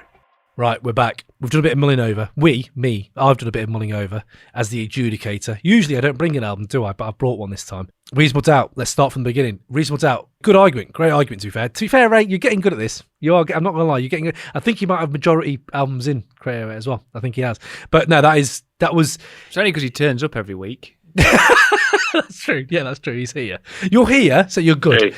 Although I don't agree with the fact that all of it's neck banging and all that. I don't agree with that. I try doing partial view here. Some people may. I just don't think. I think it just plays it safe too much, and is derivative of other things before it. But it's Jay-Z, and you think, shit, yeah, he's fucking classic album, and his lyrics are amazing to this day. Black Sunday. I require no response from you, Mr. Thandi. I require no response. Black Sunday. Fucking hell, man. That's probably your best argument, I would say. You've made some good ones. Onyx was a fucking strong one as well. And Only Built for Cuban Links was great. Yeah. Slim Shady was just amazing. Yeah. All these, by the way, you can look on our back catalogue. Go on to crate808.com. Yeah, man. Fuck, I never even thought about that. So you've enlightened me on a lot of things, which is always good because I think I know everything. I don't. No, but that was really enlightening. Like the musical structure stuff, that was really good. Yeah, and then Liquid Swords. I just think Ray's argument falls flat straight away because he discounts the first 6 tracks. And anyone who does that just can't believe anything you say ever again. Your argument for... What was your argument against again? I can't remember. Like, you were like, yeah, you know, it was a bit flimmy-flammy. Argument against Liquid Swords. So I think, like, all these 3 deserve to be in. That's true. That's the truth. But that's not how the world works, is it? That's not how the world works. And I think if any album that resonates in hip-hop to this day, none of them have created a genre of their own, so Liquid Swords is getting in. Boom, there it is. Oh, you Bang. are fucking joking me, aren't you? Liquid Swords is a classic. What the... Liquid Swords is getting in. Liquid Swords. Black Sunday won that all day fucking long. No. Easily. No, it clearly didn't. It clearly didn't. Let's look at previous things. Every single album you've brought's gone in. I know correlation is not causation. Maybe but you guys need to stop letting me on then. You're not allowed on your own podcast anymore, mate. guy's already made the argument that he made the better argument for the better album, with Bray's album, and that's not got in. Liquid Swords isn't as good as that. And, but no, it's a marriage of everything, isn't it? Argument, definitely. You had the best argument. Cypress Hill changing the world. They've started, that snowball that's rolled into the legalization of cannabis. How many speeches at MIT? None. Chiz has got one. So already 1-0 down. Okay, moving on. I can't wait to come on again. What albums are we doing next? I know, this is going to get really tiring for you, like it. No, but so, you know what? Let's do this. Because we're quite a few in. We're a few months in, aren't we, to the podcast? Let's do this. Feels like fucking years, but it does feel like years, doesn't it? Let's do this. Let's Brexit it. Put it out to the nation. Hard Brexit. Put it out to the nation. I'm saying it gets in Liquid Swords. Marriage of the argument. Mine was bloody brilliant. Marriage of the actual album. And obviously all these things come into place. And the other two it's against. What do you guys think? What do you listeners think? No one's listening anymore now. My mum has got... No one is listening anymore. My mum has a voice. The minute they listened through that, they were hanging on by a thread. But they think, well, we like these albums. We're going to at least invest in one more time listening to these goons. I was going to use a naughty word there, but and now what you have just done now, they've sat. Even when you edit this down, it's going to be 7 days long. Yeah, I'm sorry. They've got through to that, and then they've said, right, okay, let's just go with it now. We've come this far. Yeah. And the minute you've said Liquid Swords has got in, there's been iPhones smashed, speakers put through. I don't think so. I think Liquid Swords is... It's a brilliant album, mate. I think I made a really good argument. None of you came back with any of that. Like, you didn't actually... Like, you just said, I don't like it. That was kind of your argument, which is, I don't like it. Well, that's not good enough. Your argument that's not good enough. Exactly the opposite of that. I like it. It resonates. Iconic.